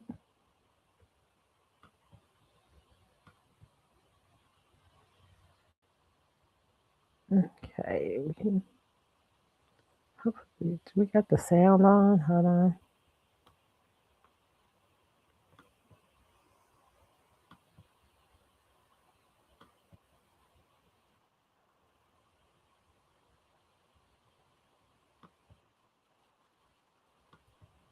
You're not the woman we want to build with, or that you're not the woman that we're going to build with. But I mean, fine shit. We're still attracted to you. That doesn't mean you're not beautiful. Doesn't mean you're not cool. It doesn't mean you're not valuable. It just means we don't see long. It just means we don't see long-term alignment. And before someone says, "Then don't bother me with all that," then cool, I get it. That sounds clean in theory, but attraction just doesn't turn off because long-term compatibility isn't there. Men don't operate in absolutes like that, and I'm sure you wish we did. See, what women need to understand, and the sooner they can grasp this idea, this concept, is that desire and discernment are two different systems for us. So let's think about that. What happens? If he lacks discipline, he'll entertain what he doesn't plan to keep. He has no intention there. No, it's not noble, but it's fucking common. We all know that. I've been there personally. But here's the darker part. Sometimes we stay because it's convenient, because it feels good, because access is available, but you're allowing it. So you think you have options, but a lot of those options have already decided you're temporary. They're just waiting to see how long you'll stay. Shit. I mean, Okay, I just want to play that part of it, but y'all can go see the rest of it. He said Dr. Grind, not for sale on TikTok. Dr. Grind Lab, not for sale. I mean, it's enlightening what he says. Okay, so hold on, let me see. that's get away what you allow. Now I'm gonna leave it on that when he said you get away with what you allow. Okay, a lot of women don't understand that sometimes men desire you, but they don't have discernment about you.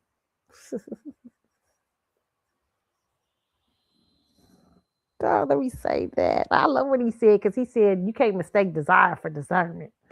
I said, boy, I'm about to shout what you're saying, okay?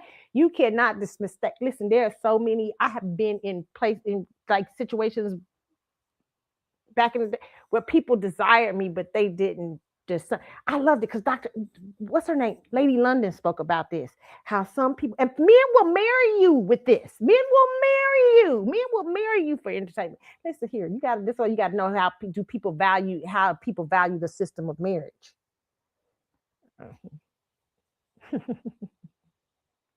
Okay. Because marriage, some people ain't nothing, You're like, okay, I'll marry her to make her think I keep her a little longer. But desire and discernment is very different. There are some people who desire you, but that doesn't mean they discern you and want you.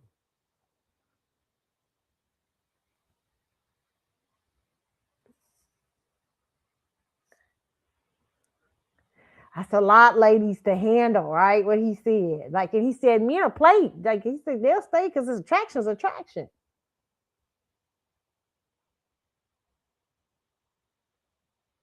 It's about what you will allow. And you know when somebody is not discerning who you are in their life. I mean, I've had blessings where men have come to me and told me, like said to me, said to me, I discern who you are and I can't handle it. And I'm like, what? And I was disappointed at the time, when I was young. And somebody said, like, I remember I had one guy told me, he said, I don't know, I just something like, I'm not ready. Your mind, you different. And I don't want to mess you up. I don't want to, I can't do this. Like, I can't do you like that because I'm not mature enough for this. I said, well, at least you tell the truth. And they were sincere. They wasn't hating on me. And I knew it was hard for him to do it because I knew this person really liked me, but they were still playing around. They still had a lot of playboyism in them and stuff. But I appreciate it for the straight upness of it, like the coming to me, not playing around the bush and stuff like that, saying, I see, and like basically he was saying, I don't understand, I ain't messing up what God doing. I ain't getting in that.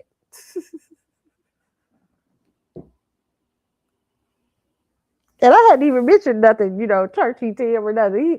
He's just like, I can see, like, you different. Like you see things differently. You making me change in ways I don't want to change right now. All right, okay, well, I respect it. I ain't got nothing. I ain't gonna hold you. It hurt, but what if I kept turning flips?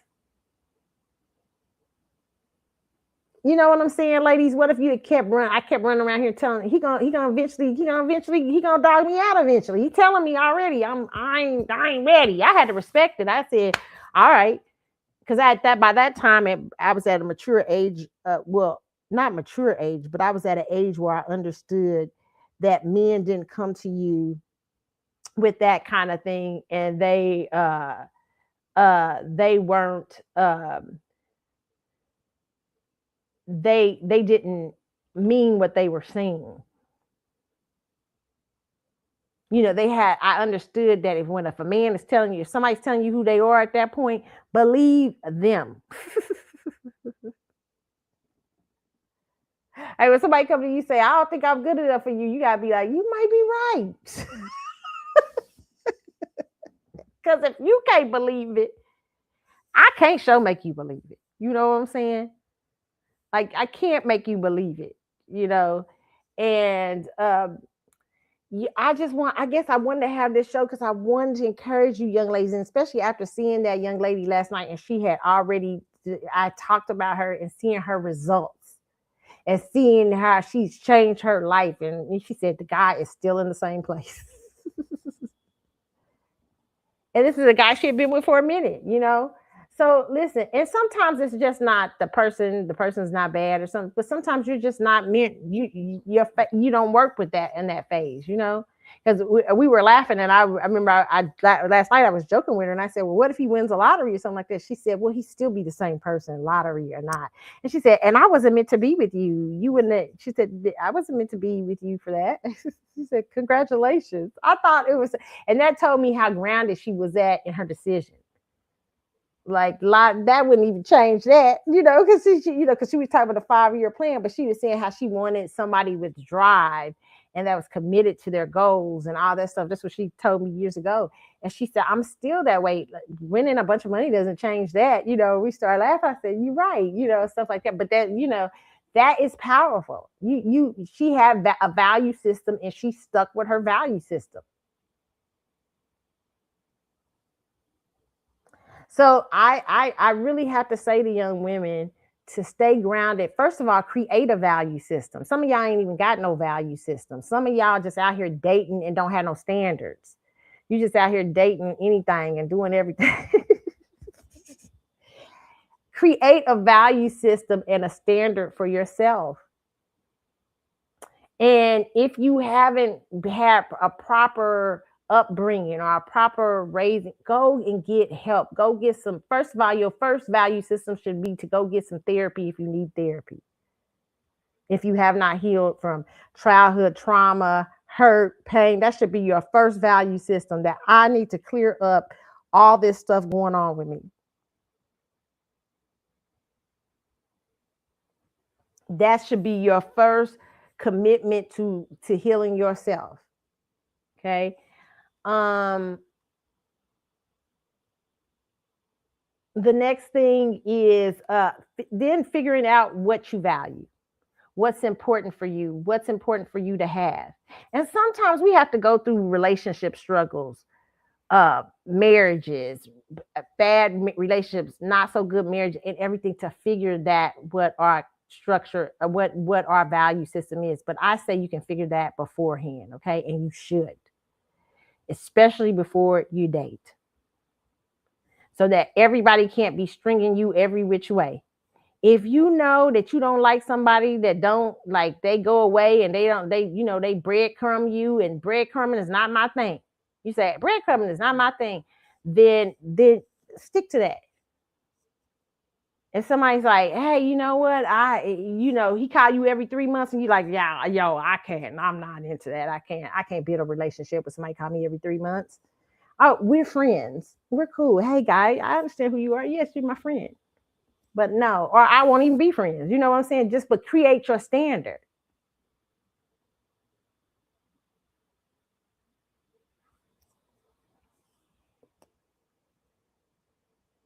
I remember years ago, I was dating this guy. I was dating this guy, and another guy was trying to date me. And the other guy would never I couldn't stand. It's like I have friends that deal with this now in their older years. I'm like, I can't see how y'all was dealing with it. I didn't like that in my 20s. But the guy was like, he just would never give clarity. He just wanna like call me up whenever he wanted to and say like, yo, let's go out. Yo, what? Hello, I'm busy. I have other things going on. I mean, and then I was like, okay, so I went out with him a couple times. I said, what is it exactly that what are you trying to do here? Because I'm seeing people who I'm kind of trying to see if I want to be serious about it. If you're going to be run up here every 5-6 months, I don't really want to deal with you because I can't get to know you that way. This person could never commit to nothing. They can never give clarity on nothing. They can never do anything. I said, ain't waste no sense. Wait a minute, it's my time. I didn't even answer the phones when they could call me again. I was like, no. I remember one of my friends was like, are you crazy? Why you not answer? I was like, because I said, simply, I'm not going to waste my time. He's already really let me know where I'm at the priority list. And I don't have no problem with that. I'm not his priority. He's not that interested. And my self-esteem ain't that connected to his ass. You know what I'm saying? So that's what you have to, sometimes ladies, you gotta be that way. And it may be somebody you really like. you be really charmed by them, or you really care about them, but you got to say, you know what? And I found the other people that I was dating was, at the time they were better. They were paying me more attention. I was, and they were, and I could look at some of them to see. I was dating at the time. I wasn't in a serious way. I was looking for somebody, and so I couldn't see who he was coming in and out every blue moon. And then he wanted me to get rid of everybody. I'm like, get rid of everybody for what? You ain't showing up in here but 6 or 7 for what? So you can breadcrumb me?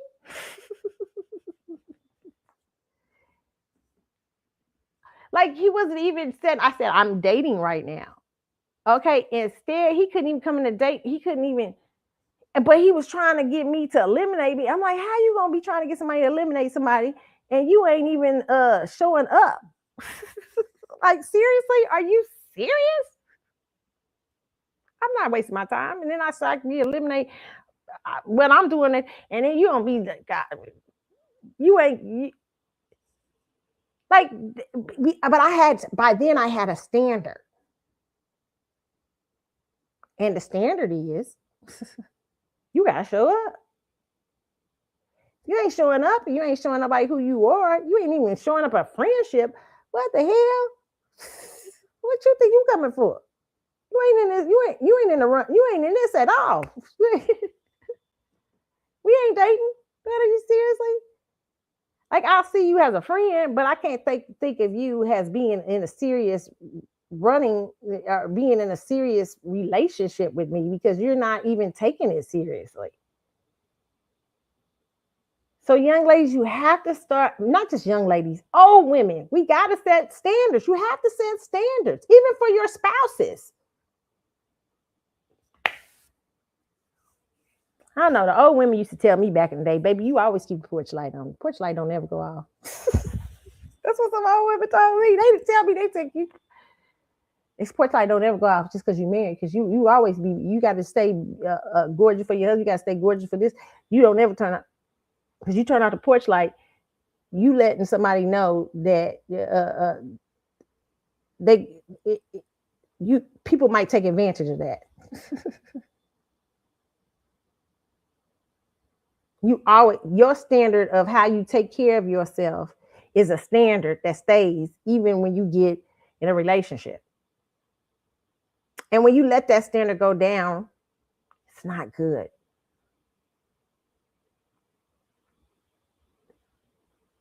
So set values and standards for yourself, even as you go into relationships.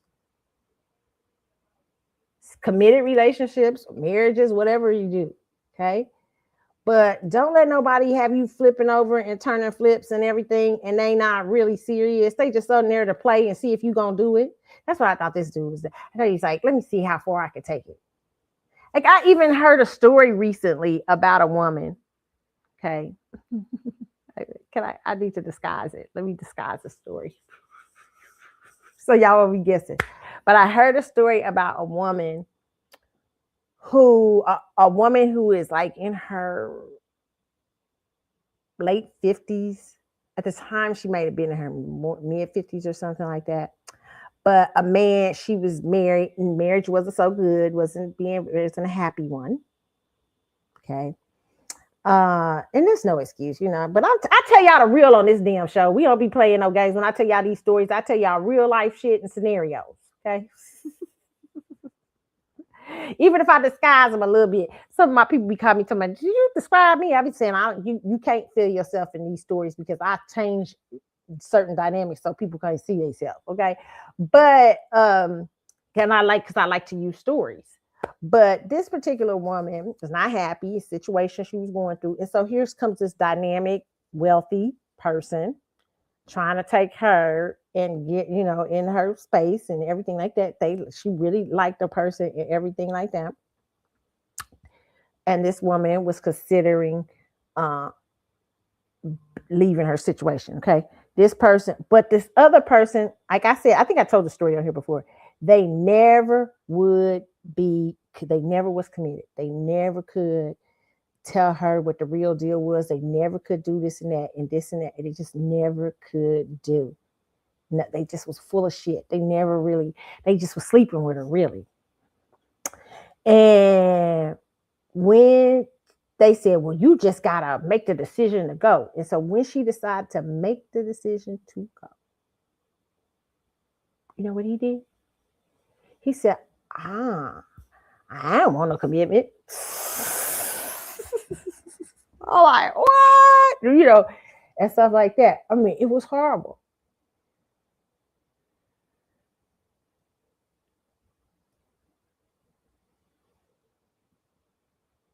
And she stayed separate. I think she was separated from her husband for a minute, and then she got back with him. I don't think they're still together though. I don't know, but they got back together for a little while after that or whatever. She tried to make it work with him, but the whole static of this person never. One of the things that when I heard the story, they told me was that this person never ever showed that they were willing to give any type of commitment. She was so lost by that because she was already. And here's the thing: she was already in a situation that wasn't going good. Okay, this person took advantage of that. You know what I'm saying? That's the fuck what happened. Not that she shouldn't. She got taken advantage of too. Shit. I mean, she wasn't right, but shit happened. Okay, shit's happened. Okay, and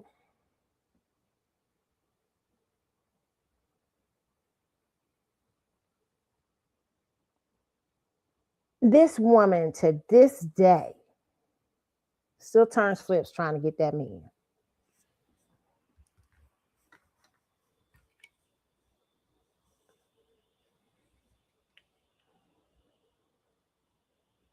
Why? Because what he did was he sexed her in her oh God, sexed her real. You know what I'm saying? You can't let nobody say you ain't come. Listen to him. Just say something like you were here.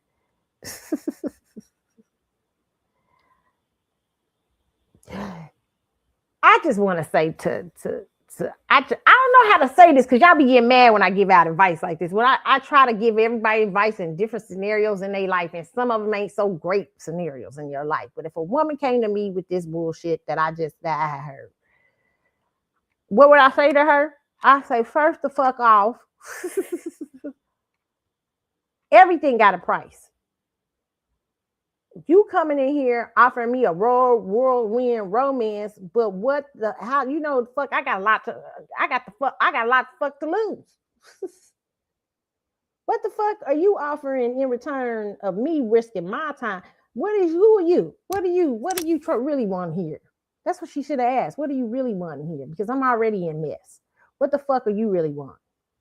Like, if you just want to sleep with me, let's make that clear.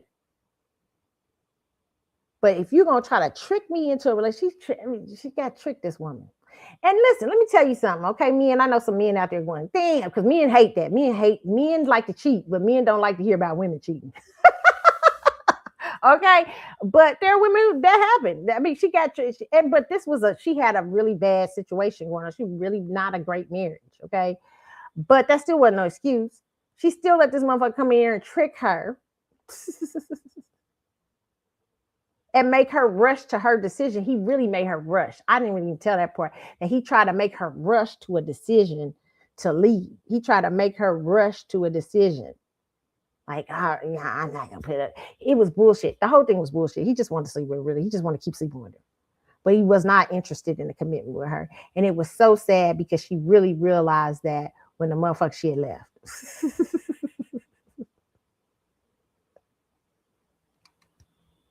Ladies, do not sleep with anybody. Let me tell you something. Do not sleep with. If you,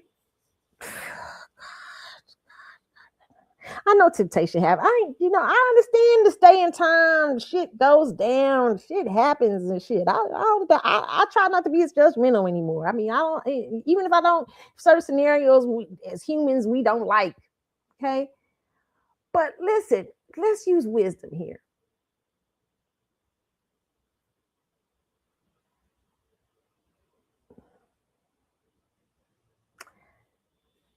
Don't give up your coochie easily.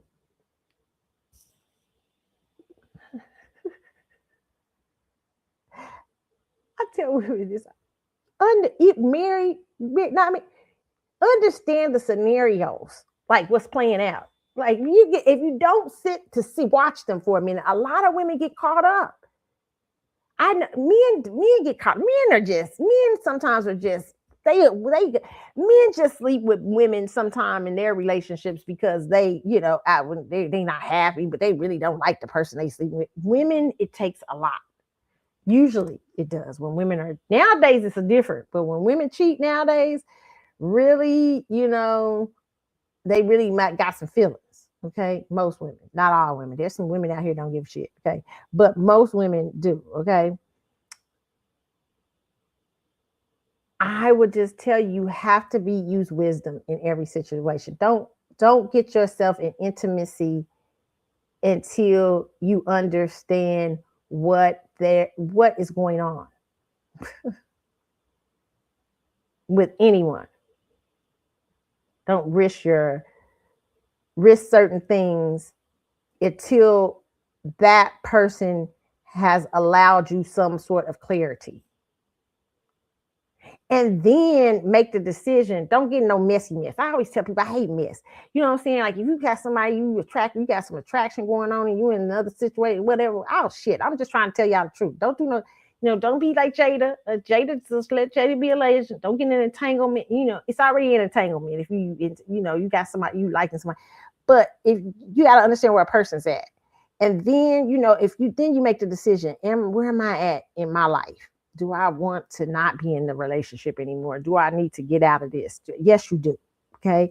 Try your best to get out of something before you fall out. You know what I'm saying? Before you fall into bed with somebody. It's one thing having that emotional type of relationships, but it's another fucking thing when you start sleeping with them. Okay. And if you have started doing that shit, hurry up and pick one. Shit. Not the fuck. But don't pick a motherfucker that ain't. I tell you, don't get in nothing that ain't clear.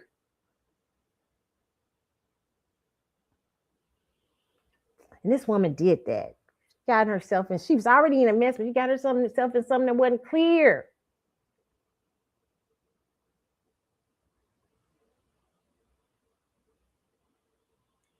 You about to take her for another run.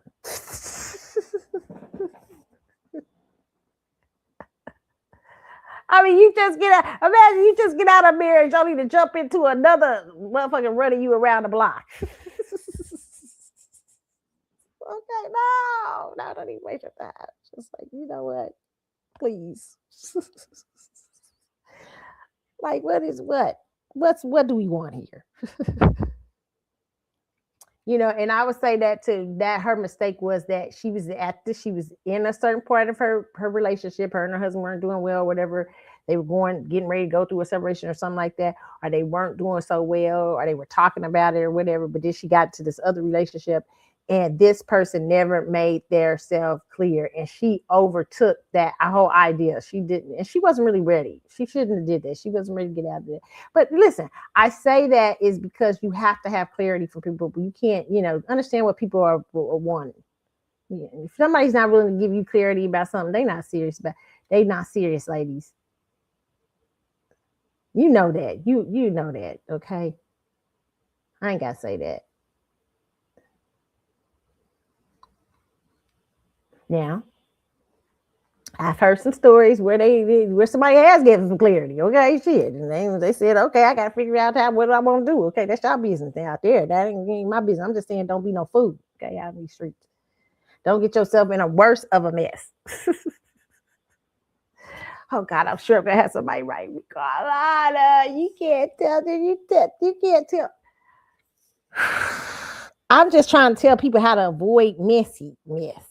Okay, it's obvious that y'all got messes going on out here. I try to tell you, mess. Y'all got twin flames. Everybody got twin flames. There's all kind of stuff going on nowadays. Okay, and so my thing is to try to tell you how to navigate these things. Okay, don't fall for no tricks. This lady fell for a trick, and to this day, because that man tricked her so bad, even though she's not in a relationship right now, she's divorced, I think now. This man tricked her so bad. She's still running for it because you know why? Because first of all, he's hung around and didn't give clarity. But secondly, he he she attached a lot of things to him because she was coming out of a situation. She attached a lot of her self-esteem to him, everything like that, because she'd been in a situation where the man wasn't showing her any attention anymore. He wasn't really paying up. He liked her still, but he wasn't really, doing what he was doing. And so this dude was able to come along. He's giving attention and all this stuff and bullshit. She's still connected to that self. Him giving that motherfucking thing. He don't even pay no attention no more. He like, dang, she don't get it. I'm like, well, damn, nah, she don't get it, bitch. And one of my friends were talking about this, and they were like, I don't feel sorry for her. I was like, I do. Because and the reason why I do feel sorry for her is because she wasn't smart. She didn't really see that this was a trick bag coming at her. You know what I'm saying? And the trick bag came at her at a time when she should have been. Listen, if a man's really serious about you and he really like you like that, and he see you ain't in a such a good situation, he ain't getting in. He gonna come to you. You gonna be one to a couple words. If he get to know you or something like that, then he gonna be like, "Yo, you beautiful and all, but you got, you seem like you in a situation. Get that situation taken care of. Let's see what happens. Shit, that's what's the facts. Ain't no motherfucker gonna trick you out. Now some will if they see you a sucker like that. But yeah, that's what I'm trying to tell you. If no man is going to want to be in that mess. Most men don't want to be in that mess. Okay, that's what I'll tell you, ladies. That's just my point of view. Shit, I don't know. I know I'm getting some DMs. Okay, I'm sorry. Okay, whatever I've seen. I'm just trying to give the ladies out here wisdom. Ladies, these men will not, a man serious and really likes you, he's gonna be honest with you. He's gonna be like, yeah, I see you're not you in a certain situation, but hey, I don't want to get you more tied up. Let's, do the right way thing. Figure out what you want in your life. I'm making it clear. If you happen to be out in these streets, I'm here. If I'm available. That's real to me. It's not real to me when somebody is offering you illusion and you sleeping with them and you still in another situation. It's just so fucked up. It's gonna be crazy. It's gonna get fucked up. I'm just gonna tell you. Okay. You're gonna be TJ and Amy out here. No, TJ and Amy, I can't use them no more. TJ and Amy are trying to heal the landscape. But you don't want to go through what TJ and Amy went through, okay? TJ and Amy went through a lot. So you got to have people making clarity, okay? Not just having to tell that story. Because women will do jump. She's a pick-me. She's begging that guy to pick her because she feels like she risked a lot for him. And her self-esteem is connected to him. And that's a lot of what happens. A lot of women get connected, their self-esteem gets connected to certain things, okay? So today what we've learned is don't be a pick-me. Pick-me is not good. Pick-me, I'll do anything. Pick-me. No, a man who is genuine about you and really cares about you, he's not going to want to, listen, he's not going to want to harm what's genuinely you. He's going to be honest with you, but he's not going to harm you. And if it does get into a situation, he's not going to want to continue to harm you.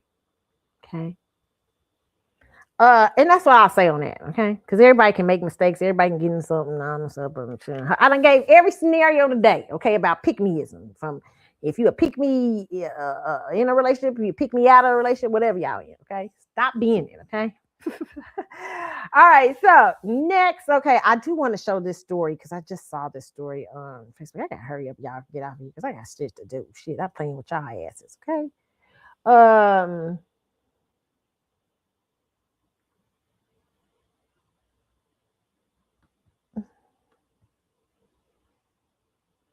Okay.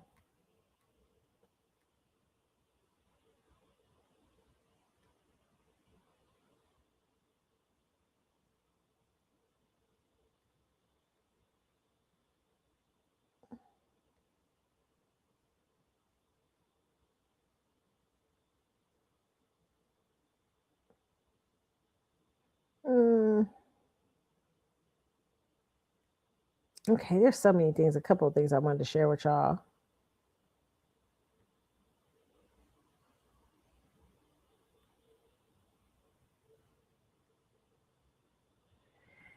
Okay, y'all, I'm getting there.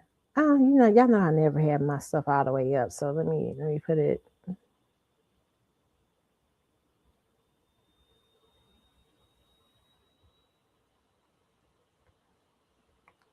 Okay, I saw this about this beautiful girl was on TikTok and her mother, biracial girl, her mother was telling her she was ugly. Okay, y'all gotta see this girl. There's nothing ugly about this girl.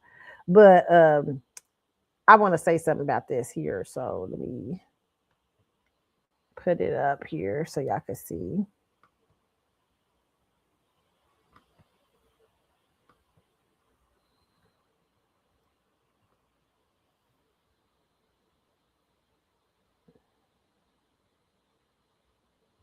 Okay.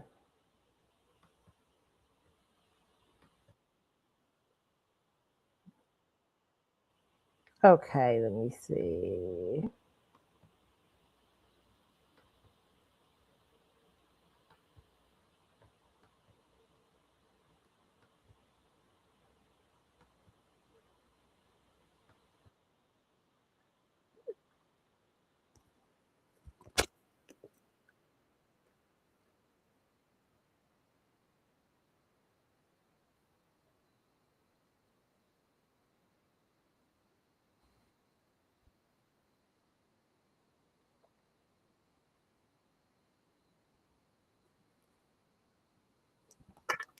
Okay, I don't know if you guys are hearing it. Hold on.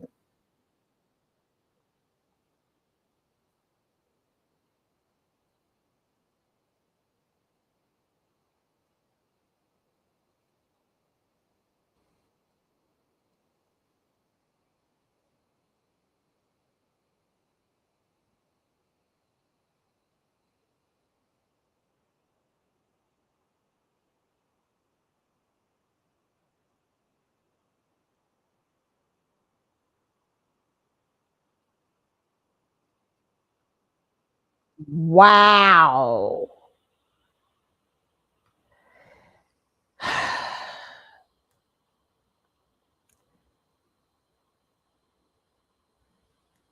Her mama is just gaslighting her.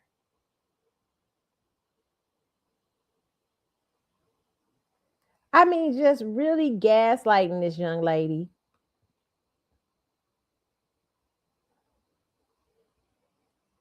Her mama knows she beautiful.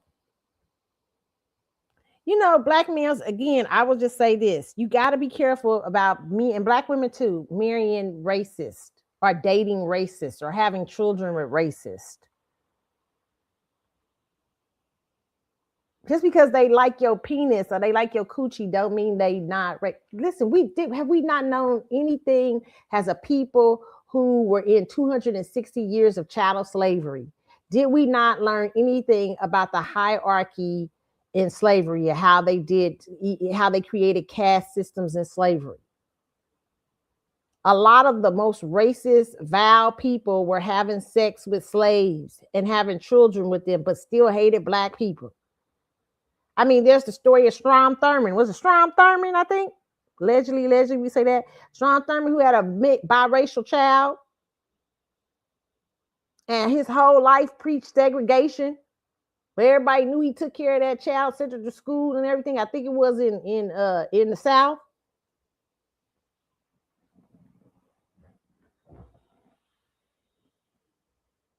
Y'all, please get to know people and see what their ideas are about race. Just because they like having sex with you don't mean they not, and they will put that anger and stuff on your child.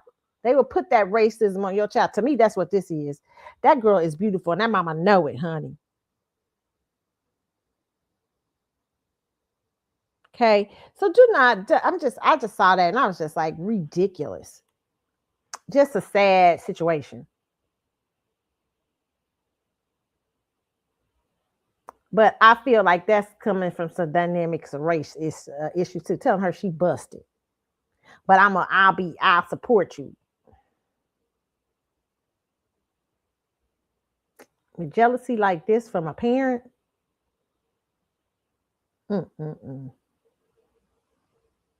That's terrible. Okay, I just want to show y'all that one. Okay, there's another one too I wanted to put up here for y'all. Hold on, let me see.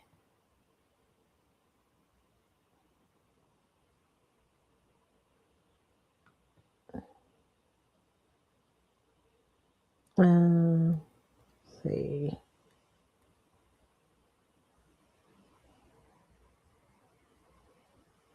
Oh, where did I put it here, you guys?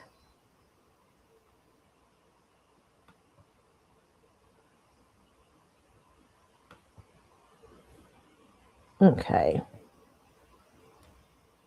Now I saw this scenario and people were asking me about this. We were talking about this the other day about what I thought about this.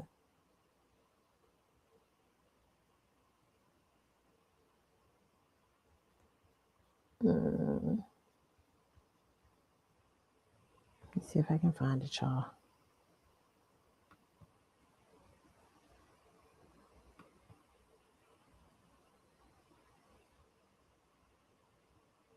Okay.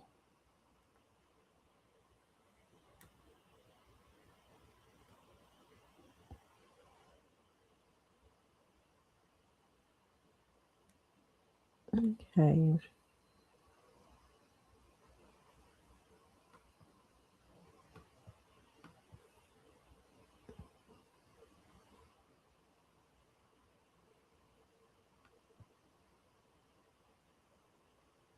Okay. The next one, I'm going to bring it in, y'all. I just got to, sometime I'll be slow and trying to find my thing I have for y'all. I have it up, but y'all know how I be going. Okay.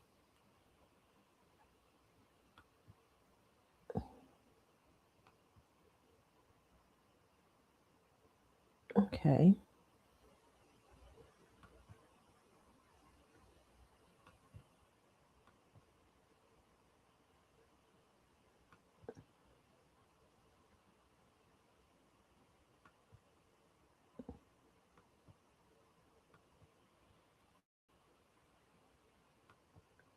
Okay, I'm gonna find it here, y'all. Sorry, I've got y'all dead ear. But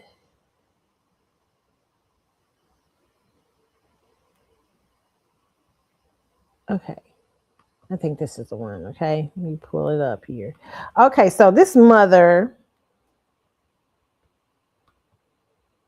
got upset with her child for trying to hit her, and she is putting her out the house. So I'm gonna let y'all see this. Okay.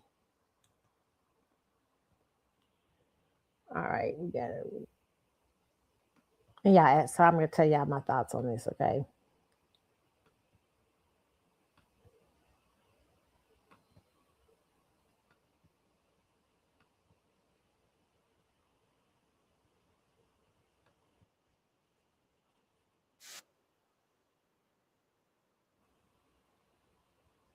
Okay.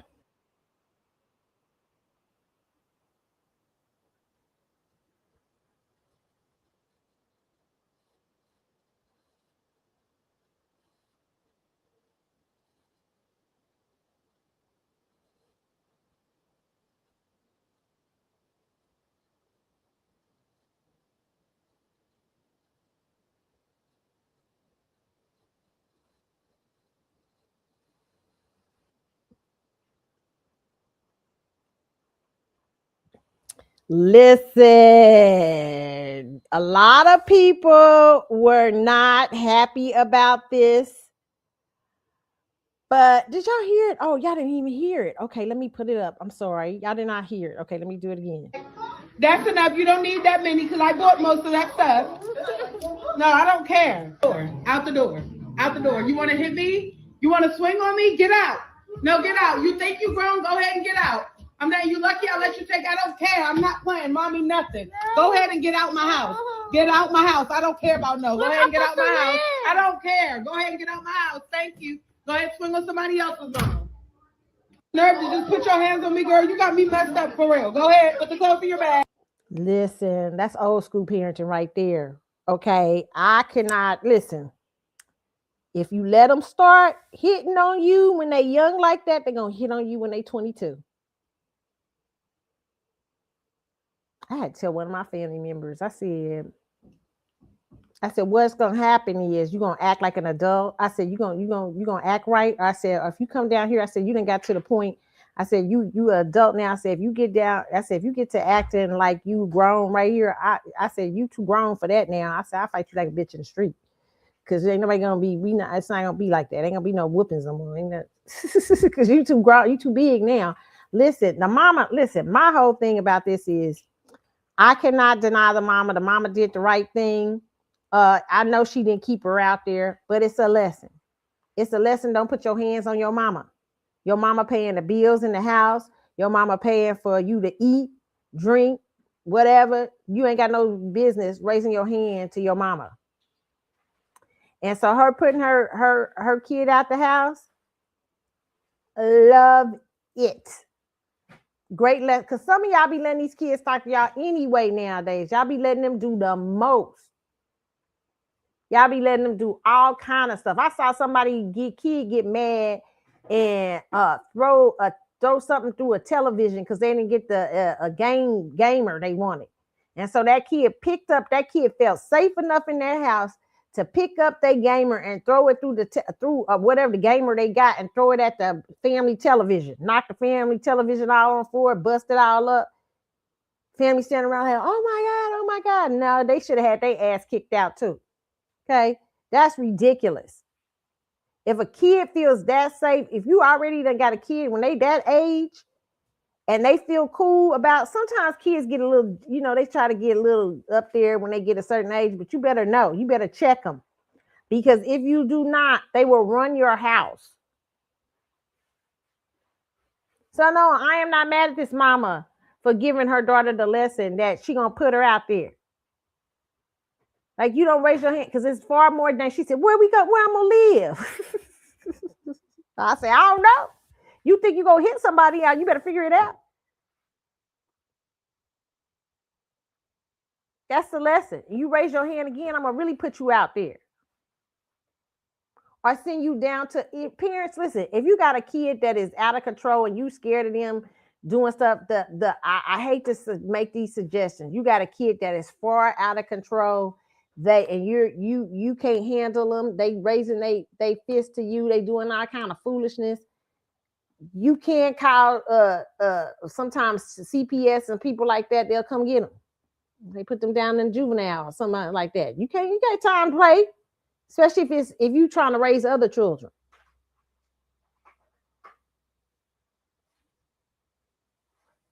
I'm serious. I don't think no kids should be raising their hand to their mama. So no, I'm not mad at the mother for doing this lesson and telling her, get out my house.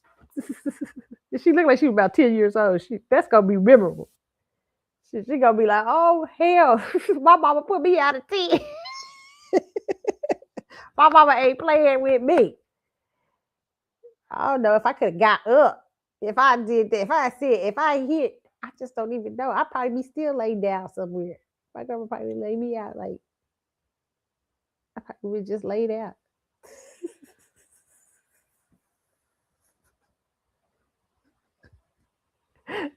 Oh no. Oh Lord, how I would have heard it. Oh no. I might get put out too. Oh, my grandma didn't play. My grandma or grandpa, they be like, who, what? They would have been like her too. Leave it. Hey, you gonna take you some things. Leave the rest of that stuff you get. We'd have paid for all that. I had a friend, and I'll tell y'all this. I had a friend with a teenage daughter that did this same shit. This she and she said, I said, nope. I said, you better get your. She said, I said, girl, I know you got the car. So she said, I did. I said, you ain't go. I said, you ain't taking no car.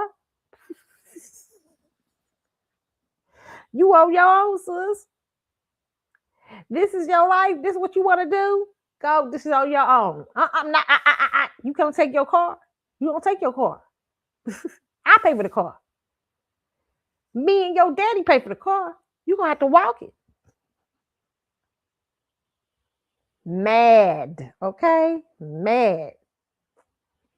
But she was mouthing off and doing all kind of wild scenarios, doing all kind of stuff. Like, she's like, I couldn't let her disturb my, and it wasn't this, and at that time she's of age. You know, she's like, listen, this is a disturbance in my house. I can't let you disturb my household. Goodbye. I'm not gonna be trying to fist fight you. We give you all these kind of things and all that. You crazy. Get out.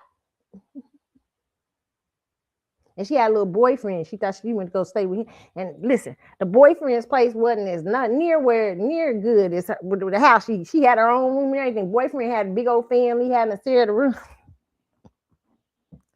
Listen here, okay? You gonna know. Like, sometimes you gotta learn.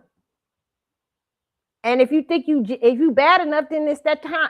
If a child is starting to be that way, where they raising their fists to their parents and all these things and stuff like that, then maybe you should learn how the world is cruel, so you can appreciate your family, your mom, your parents. Now, some family I ain't talking about, but appreciate your mama loving you and checking you. Okay. So no, I'm not against. I'm sorry. Yeah. I don't care if she was 9 or 10. I thought it was a good lesson. She and probably she probably had one of the aunts or something come pick her up, but it was a good little lesson. But I bet she won't raise her hand again, though, if she won't stay in that house. Because you got to do. If you do not check it, it starts to be out of control. They'll be hitting you in their 20s. They'll be running your household, telling you what to do. Okay? No. That's not how that goes. Okay? It's my house. I pay the bills around here. Ain't no way you about to lift your hand up to me.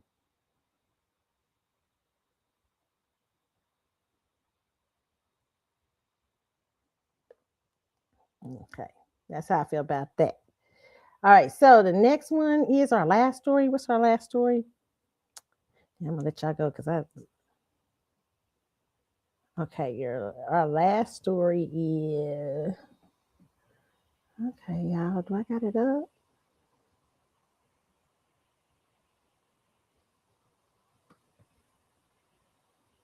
I think I got the wrong one. Hold on.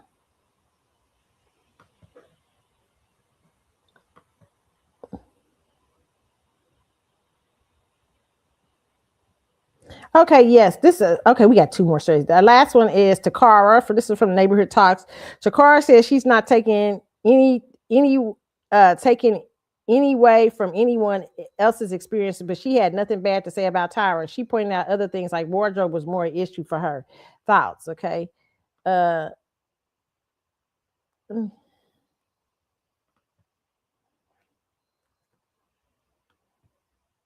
Okay,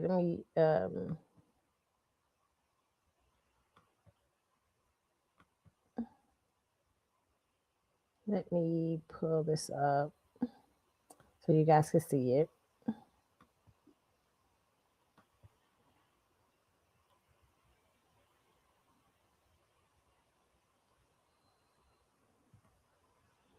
Okay, so Takara from America's Next Top Model talks about the whole thing about Tyra Banks and everything. And then I'm gonna tell y'all what I heard recently. Okay.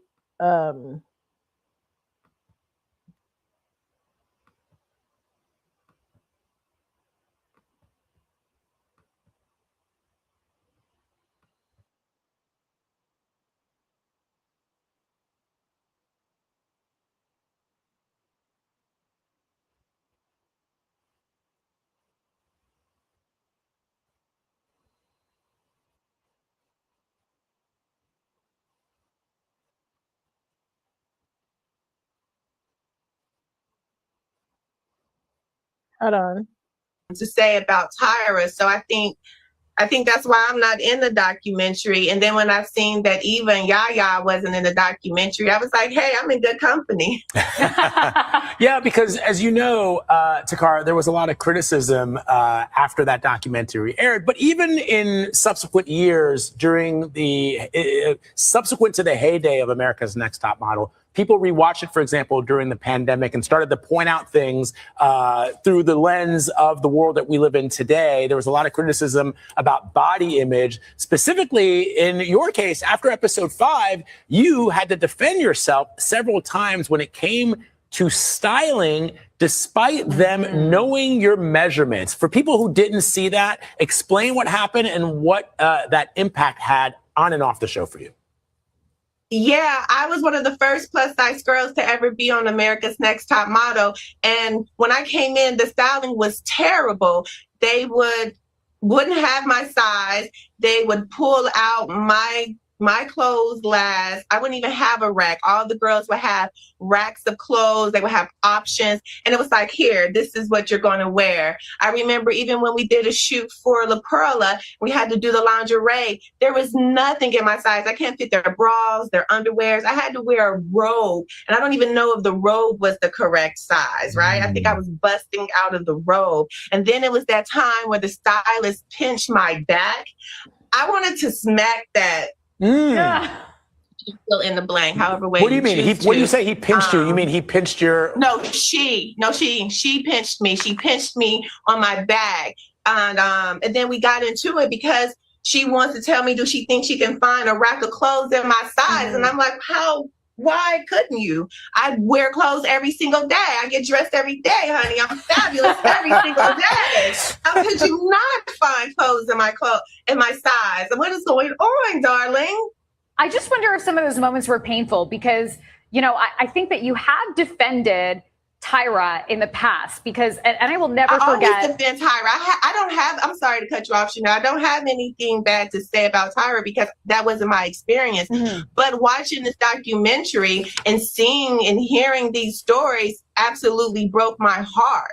Two things can be true at the same time, and watching some of the relationships that she had with the judges and not calling them and how, just listening to my fellow contestants, it breaks my heart. And that doesn't mean that, I don't take away from their experiences. And I think that's messed up. I don't want to be, when you're in a relationship, you don't want your partner just to be nice to you. You want them to be nice to the server, nice to the valet, nice to their family, nice to your friends, Just because my experience was nice, I don't excuse that behavior from the way that other people were treated. I think that was still unfair. It just Okay, so I love what Takara came on here and said that in that interview. I think I people can experience things in different ways. Where she said two things to be at the same time, but she said her career went up after America's Next Top Model, and it did. I remember that. And so, listen, and what notice the difference of the attitude though. Takara was like she didn't just let them do her any kind of way when she came in here, and I think that's something that Tyra was trying. The lessons the reason why they had those lessons happen in America's Next Top Model at the time, and even probably going beyond Tyra, them just a matter of life in general. The reason why you guys went through those tough scenarios because the business was far tougher than that. Okay, Takara was a girl already saying, she said, honey, why can't you find something for me? I get dressed every day and I'm fabulous. Why can't you find nothing in my size? Takara was handling them with fun, with energy, and she didn't let that stop her. She didn't let them trying to talk down to her, trying to see, because it was a bit of a hazing going on in some ways. A bit of like, you know what, you need to be, if you can't handle what I'm saying about you. And like she said, hey, I would just politely check them, or politely, she knew what to do and how to handle every situation. Because she knew going into that business, that was just a taste of going in that business. I'm not saying take any kind of mistreatment, any kind of way. I'm saying have your value systems in place. Okay, have your value systems in place and already know what it is you will take and what you won't take. Girls like Takara, Eva, and Yaya and them like that, they already had that. They had that energy. They already knew how they was gonna, they were not coming, they weren't letting anybody talk any kind of way to him. Now, I heard a scenario. They said Funky Davina just the other day went out because she went to school with the girl that was on that Tyra. Everybody was talking about the screaming. Tyra was screaming at her and saying, you and your son are going to be let back. You'll end up laying back on a mattress at home because of you can't. I heard that her life allegedly did not go well. This young lady, somebody said Funky Davina was talking about her the other day because she talked about Funky Davina. She said something really mean about him because he talked about America's Next Top Model, and she said something crazy, and Funky Davina came out and read her, okay, but he had went to school with her and everything. But the rumors are that this girl has went through a hard time in her life, and that even lost that son. That son is passed away, was killed allegedly in a robbery or something like that. They said that she's never really had that great of. Listen, Tyra was. That's why I say, do not dog Tyra for screaming at that girl. Tyra knew what it was. That girl, that was a moment. Sometimes we got moments in our lives.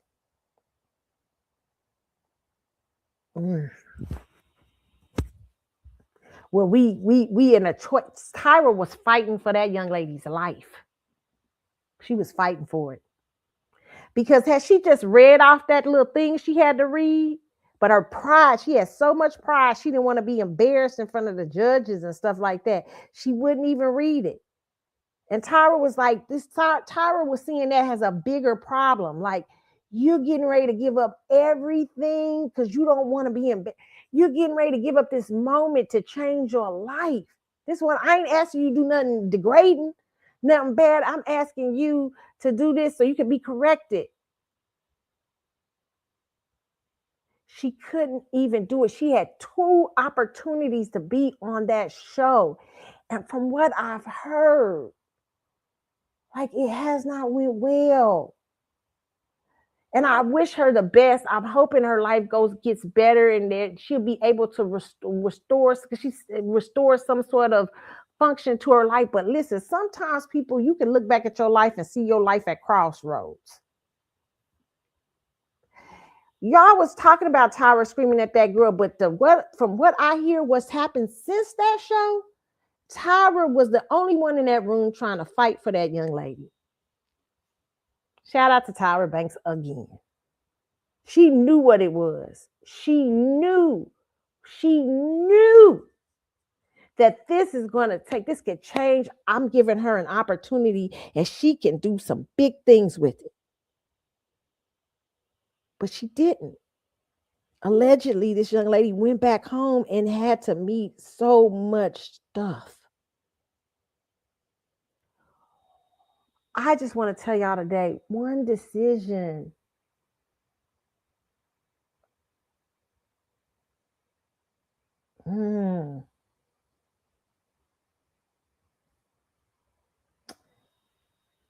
One decision to not overcome one thing can send you spiraling towards something else.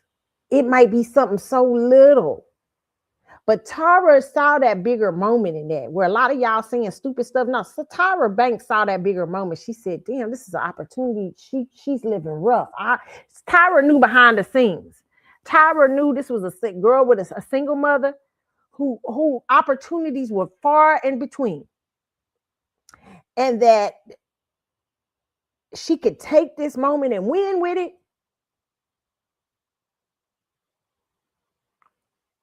or she can lose. And this was a girl who had not only been on there once before and had fucked up the opportunity, but she came on. This is her second time on there, right at the end, about to win it. And Tyra like, no, don't do this for this. But that moment said more about her than just not being able to say the words.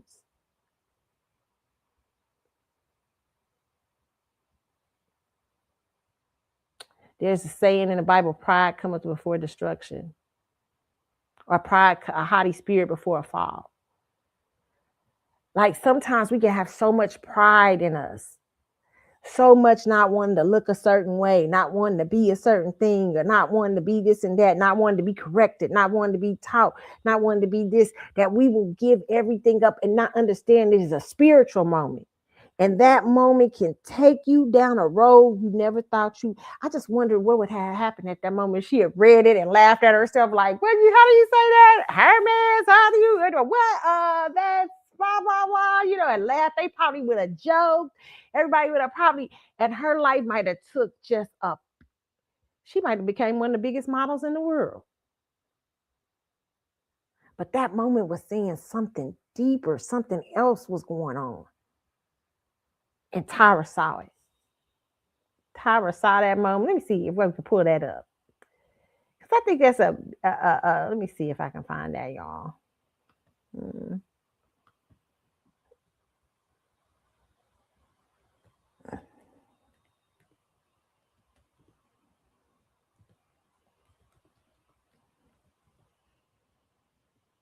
Let's see.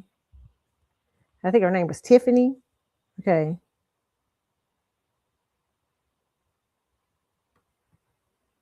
Okay. Okay. I'm gonna share this. Let's see. We're gonna have to see if we can put it up.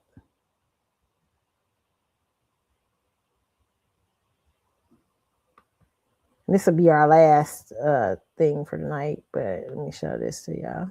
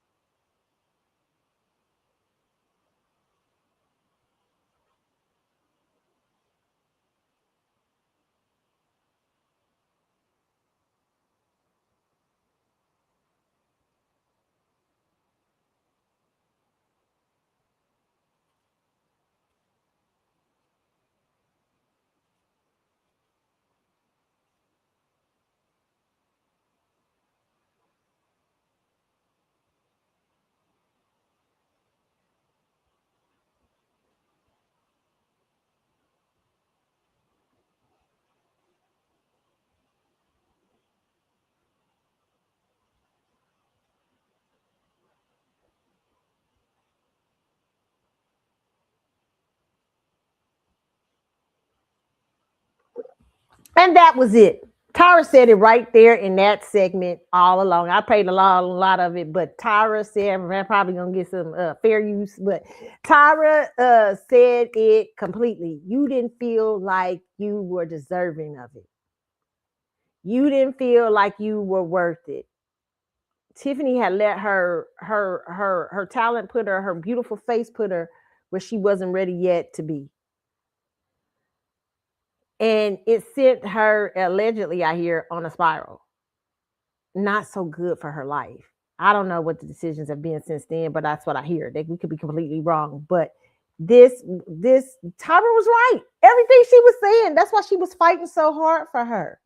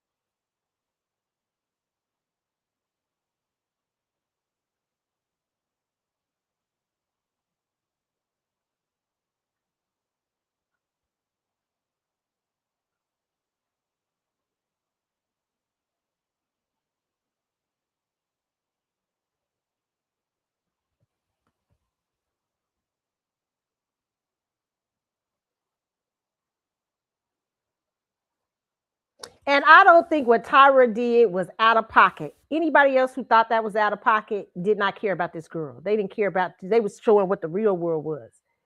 This girl, Tyra knew. She already knew the defeatist attitude, all that stuff was going to, this was a moment for life, baby. This was a moment for life. I really don't, oh, wow. And the comments are so stupid. Some of the comments on here. What did Tyra want Tiffany to do? She's right. She was already eliminated. She can't change anymore. This is people who don't understand when that's a moment of change. And you don't know what happened to this young lady allegedly after this competition. Tyra lost her mind because she wanted Tiffany to cry. That's not what she wanted. She was fighting for Tiffany. Tiffany came in there twice. Some of y'all bitches is watching this and not even understand. I'm like, Lord, I shouldn't kind of bite a bitch. Some of you dumb. Some of you people are seeing everything on a certain level. But this Tyra understood this was going to change. This could have changed this girl's life. This girl has since lost her son.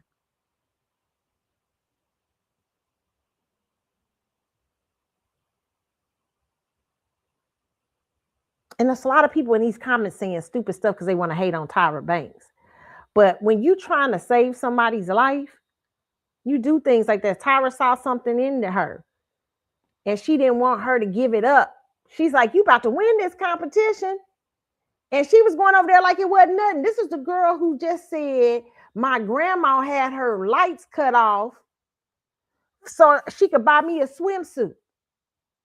Then y'all got a peep game because a lot of y'all little people, a lot of y'all people out here in this world today are entitled.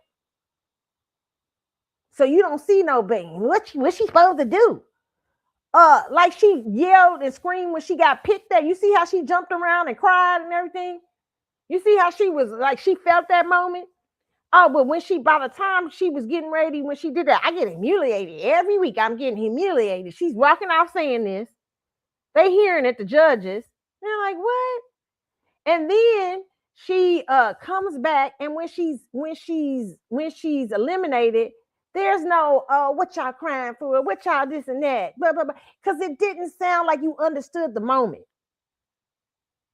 You didn't understand what Tyra said to you, why she decided to eliminate you that night, because of how you were holding lightly something that carries such weight for you.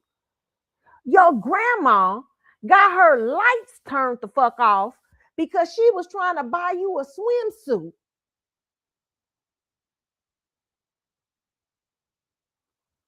No. Some of y'all need to hear this, because a lot of y'all don't go through this. A lot of millennials don't go through this in the age of where you can stay on your parents' insurance till you 26 and shit like that. You know what I'm saying? You just think that stuff's supposed to happen. I'm not saying not millennials. I mean, talking the late, not early millennials. I'm talking about late millennials and early Z's. Not all of y'all, but some of y'all. Because y'all look back at this stuff and y'all go, this is so crazy. Why would she yell at her? Because she understood this girl was a single mama with a child at the time, laying on a mattress in a grandma's house on the twin bed, where her grandma getting her lights cut off for her to be in a competition. And you walk up out of there like, well, okay, well, I'm getting eliminated. Yeah, everybody. No, Tyler thought this moment deserved. You needed to be contrite. You should have been fucking. You understand what was riding on this. No, you couldn't do nothing about it, but baby, you should at least felt that moment. It wasn't no moment for you to go over there and be like, you needed to be looking like this. Oh my God. I need to have learned a lesson. I apologize. I didn't handle this right. No, but she's trying to be lighthearted. She was still in pride. Oh, I can't let them see me. They can't. She act like she fighting like back in the hood. I ain't gonna let them see me. She ain't breaking me. But this is somebody that's for your good. She ain't for your bad. She trying to be for your good. She done plucked you out of whatever stuff you was living in, gave you an opportunity, put you on the television, let everybody see how beautiful you was. And all you had to do, you was like, I'm not gonna let them break me. I'm not gonna, girl, you should have let everything break you. You gotta know when stuff's supposed to break you. Girl, you should have let everything happen. You should have let it all over.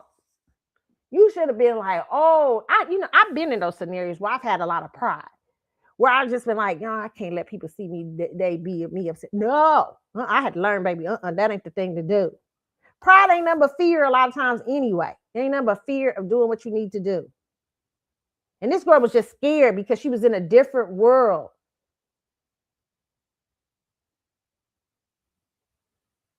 And she was self-sabotaging.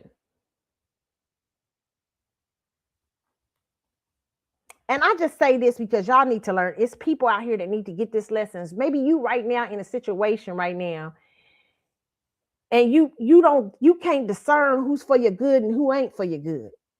And so you seeing people has pushing you and trying to get the most out of you has not your good. When it's really you just afraid because they exposing you. But you need to get what they're saying to you, or else you're going to miss a very powerful opportunity in your life. This girl missed it. And half the people looking back on it is not being truthful. A lot of people looking back on it saying stuff like, well, Tyra, wait a minute, they just going off about Tyra screaming. Yeah, because Tyra was the one person in that room that cared about that girl and seen what was going to destroy her life. Tyra, I'm going to shout out to Tyra Banks. Tyra was a psychic at that moment. Yeah, I'm going to play this part. This is another part. People said what happened afterwards. Let me see.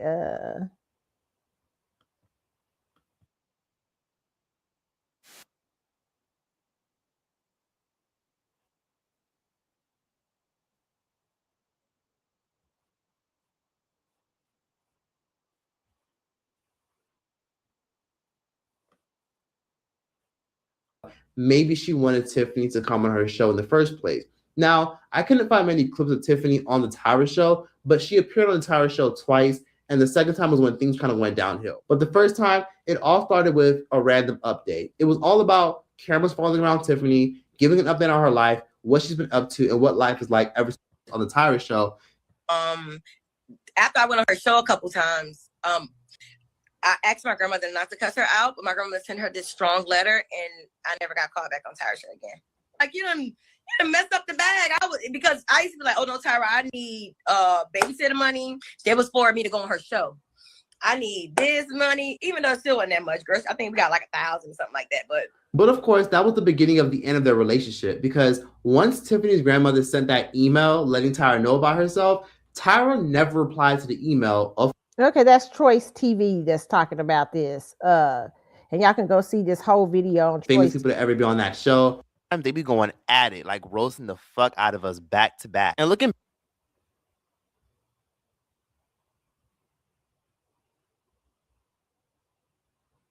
Okay, she said she said this multiple times. She's famous, broken, that her notoriety reaps no financial benefits. Every fucking day somebody is coming up to me about the show and that how I could have won. And Tyra said this, and it's like, really, it's been 10 years. Could y'all not? She said, see that? She still ain't getting it. Still ain't getting it. Still ain't getting it. I saw her giving up. It took me somewhere. But after that situation, and I edited a lot of stuff out to protect her personal life and stuff. But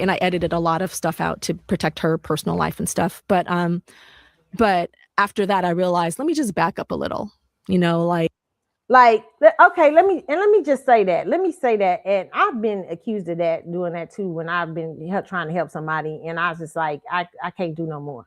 And people say, well, you doing too much, because you really see somebody getting ready to go down. This woman, and she talking about, well, my grandma wrote her. No, your grandma was getting in the way. Your grandma was getting in the way of you healing, of you getting some help, you getting what you needed. Yes, of course, reality TV has some exploitation to it. But in my personal opinion, you was getting ready to you could have changed your life. You could have done a dynamic. You could have used that opportunity when you went on those shows with Tyra, whether Tyra was trying to use you for ratings or not. You could say, Tyra, what do you think I need to do? Sincerely, what have I done? What can I do to change my life? What can I do to rearrange what you saw years ago? Why didn't that work out? But you still thought you was right. You still thought that you was right for a situation that somebody was trying to help you. I will never understand how somebody think it's bad for somebody trying to help you.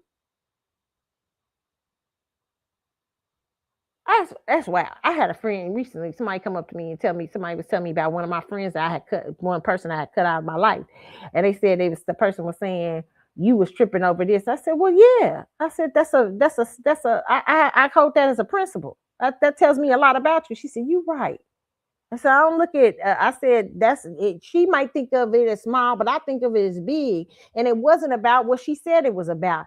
That wasn't the issue, but because the fact that she don't really see what the issue was underneath, and I had let her know really what the issue was, but she still can't see it because she don't really want to deal with her principles and ethics and how she treated somebody who loved her.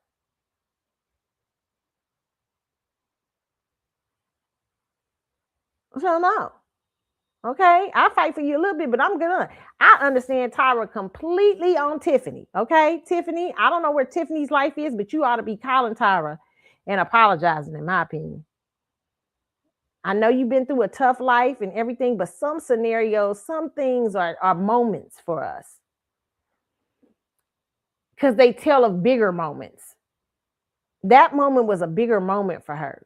Because she let her pride get in the way of what could have taken her to another level. She let a haughty spirit, like, I don't want them to see me. I'm tired of it. I come in from the hood, I'm this and that. No. The fuck? Who gives a fuck about all that? You on America's Next Top Model right now. You about to leave all that behind. Well, you thought you was about to leave it behind. So you let that haughty spirit, that pride, get in the way.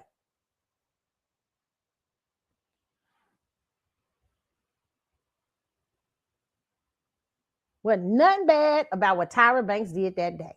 I keep saying it, I will keep saying it. I don't think it was bad.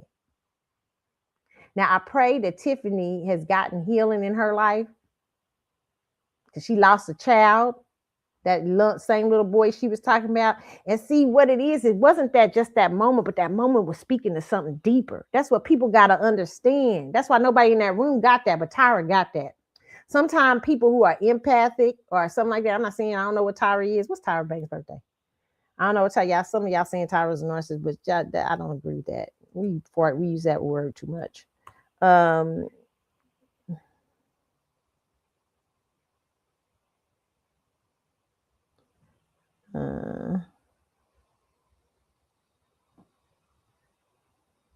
Okay, she's a Sag. Okay, she's deeply spiritual. Sages, even if they run around and sometimes like that. Sometimes they can be self-righteous spiritually, but she can be empathic. Okay, so what y'all thought was just a light moment, she knew it wasn't a light moment because she knew Tiffany's story intimately. And she even said on the Breakfast Club, I edited a lot of her stuff out.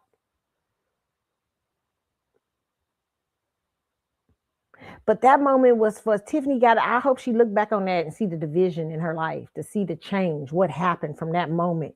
Because you can't look at that as a moment and they trying to embarrass me. You still looking at it as that little hood girl trying to fight everybody in the hood. Like, this ain't the hood.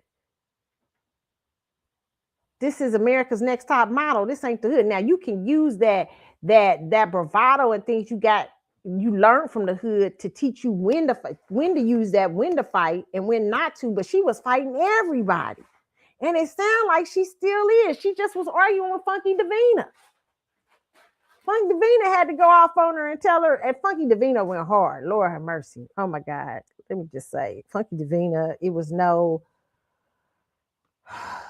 Oh God, let me see if I try to pull that up. Y'all see what Funky Davina said, okay? But it was like, okay. I'm gonna play a little bit of it. It was hardcore. Let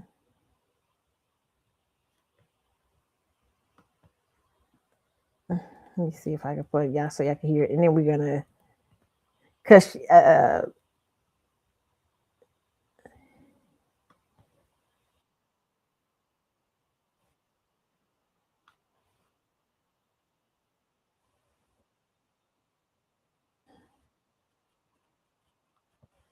okay, so I think Funky Davina had went to school with this young lady. So he knew her very well, Tiffany. Okay, so Funky Davina talks about it.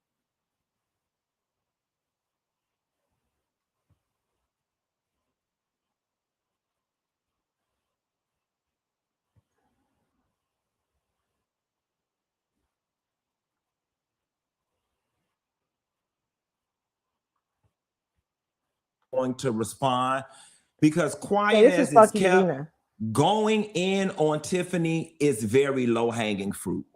It's very low-hanging fruit.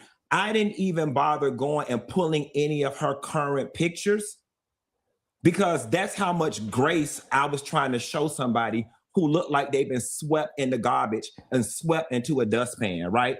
So I was like, I'm just going to leave it alone. When y'all saw me look down at my phone earlier at the top of the show, here is what happened.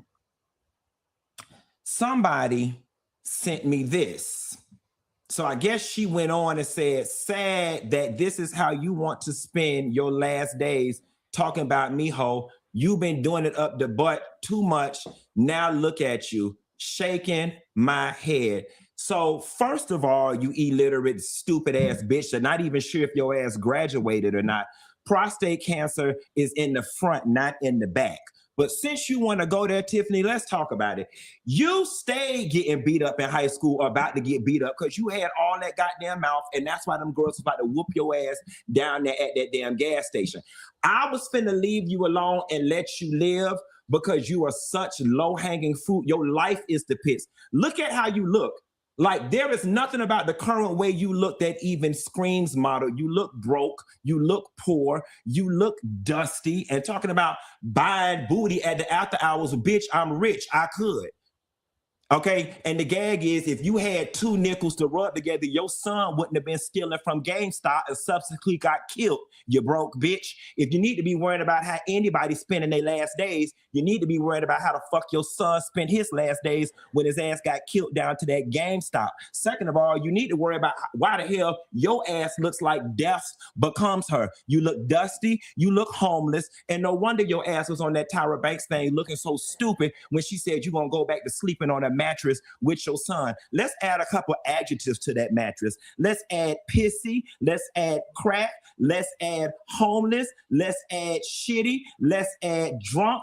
All of them things. Tiffany, you still look like you sleep on a damn dirty mattress. Oh my God. Funky DeVito went so bad in because he did know her back in the day. I don't know what it went. It was a drag. Okay. I don't agree with nobody uplifting their money because that money don't really mean nothing. But it do, it's helpful. But it don't mean like it make you that great. But I Funky DeVito went in. But it said so much here. Because she did come after him. She did talk about him being in prostate cancer on his last days. So he started dragging her son. Her son was killed allegedly at a GameStop, stealing from a GameStop. Okay. Oh my God. He goes hard. But all of this just showed me, where are you at, sweetheart? Where is your life at? Where has it went from that moment? And then the fact that you're arguing with him about something he said that was kind of light. Like you still fighting. Like that, she hasn't gotten out of her past. This is what happens when your past and your environment holds you hostage. It held her hostage on that show. Y'all better leave Tyra alone. I would not let y'all come for Tyra. I'm sorry. Now I look at when I heard this and I saw her tweets, I understood it's not. I don't agree with what Funky DeVito drug the hell out. I don't agree with it. I don't think that was right. But she wasn't right by saying what she said about him either. But listen, you see the divide. Oh my God, honey, I just say this, I pray that she sees that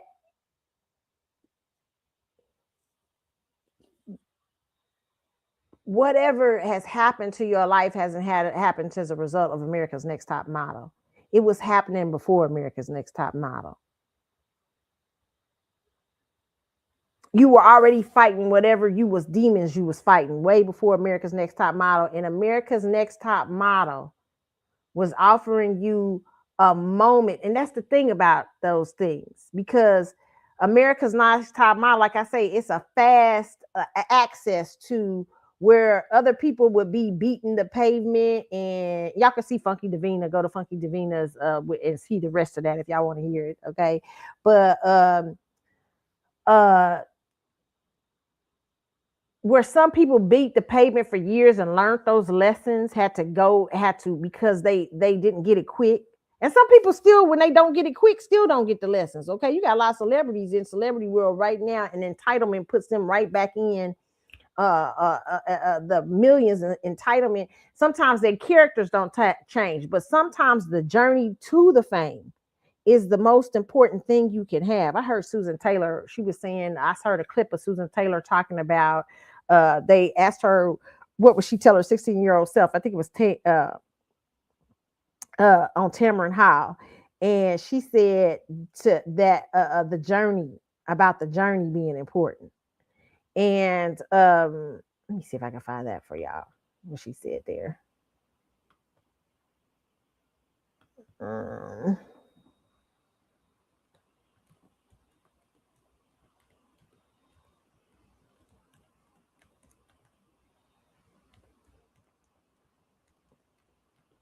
See if I can find that. It was good what she said. And I'm actually trying to, and I'm going to already, but okay. She was on Tamara Hall, and I want to play this clip, but she said. Mm-hmm.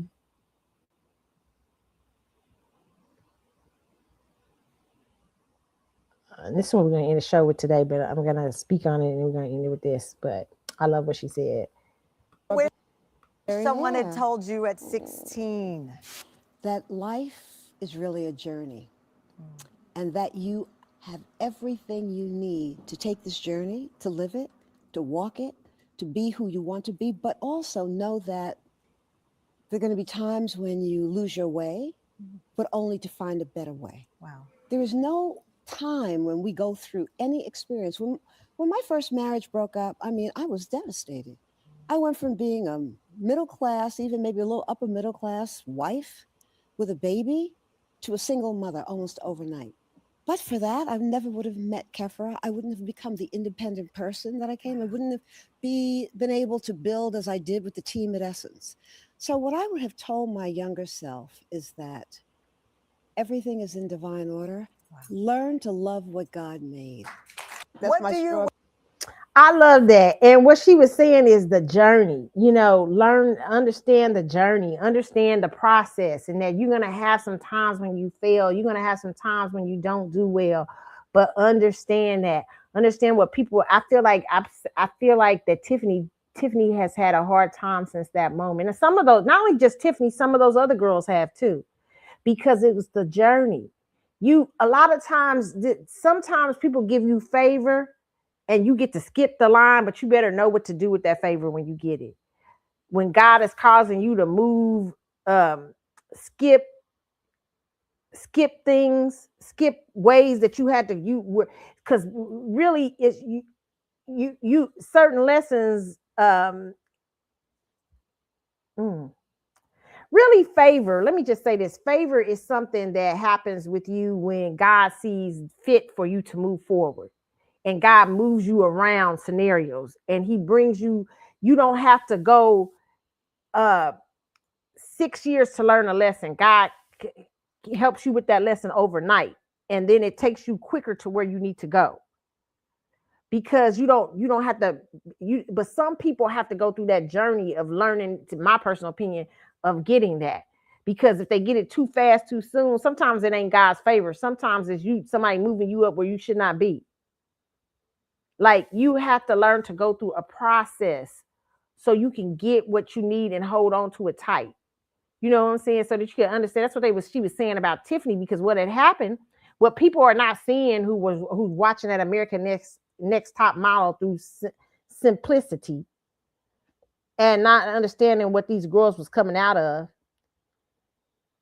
simplistic ideas and stuff. Tiffany had been plucked out of somewhere. She hadn't yet dealt with her inner turmoil and her inner demons. But Tyra was trying to give her a way around it. But you know what told she wasn't ready for it? When she first didn't want to read it, then she decided to go ahead and read it after Tyra coaxed her. They had to coax her, but in the real world, they wouldn't coax you. They just be like, all right, goodbye. But then when she walked up the steps and says, I'm getting humiliated every day, they like, you ain't learned nothing. A little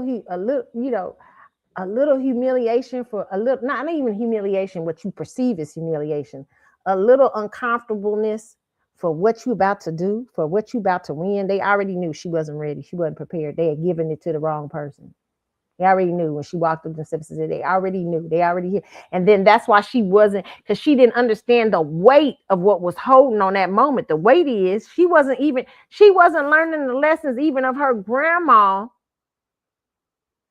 selling that swimsuit. Because baby, you in a whole different, you got to change real fast. Like Tyra said, I didn't know none of that stuff either when I was coming up. I didn't know how to say that. I didn't know how to do that. I had to learn. And I didn't have so much pride that I couldn't learn. And you don't think some models didn't tease her, or some models who coming from upper scale backgrounds and stuff? Oh my God, she didn't know how to say blah, blah, blah. Like, yeah, no, I mean, and it do hurt. But you like, bitch, I'm about to be this American Next Top. I'm about to be a big model here, and I ain't gonna let you stop me. Okay. This girl didn't feel that. She got defensive and all in her spirit and all angry and all this and that, and just and she didn't stop fighting and ain't stopped fighting since. That's my personal opinion. And it's probably been destructive to her. So what I say to you guys, I leave you with the lesson of what Susan Taylor said. Understand it's the journey. Her journey is still going, and I pray that she gets it, the opportunity that she missed, and accepts it and heals from it. But first you have to accept and see the opportunity that you missed. Heal from it and move on from that point. And so I would say that to a lot of you young ladies, not young people, period, or people out there, period, older people too. There may be points in your life where you have not seen completely the journey. Where you've had pride and fear has went before you, and you didn't make the proper decisions. And it's so easy to go back and blame somebody if you stay in that area of pride. Well, I couldn't do it because, see, they was doing this to me. I got a family member right now. It's never nobody else's fault. I mean, it's never her fault. It's always somebody else's fault. I'm like, that ain't gonna go both well.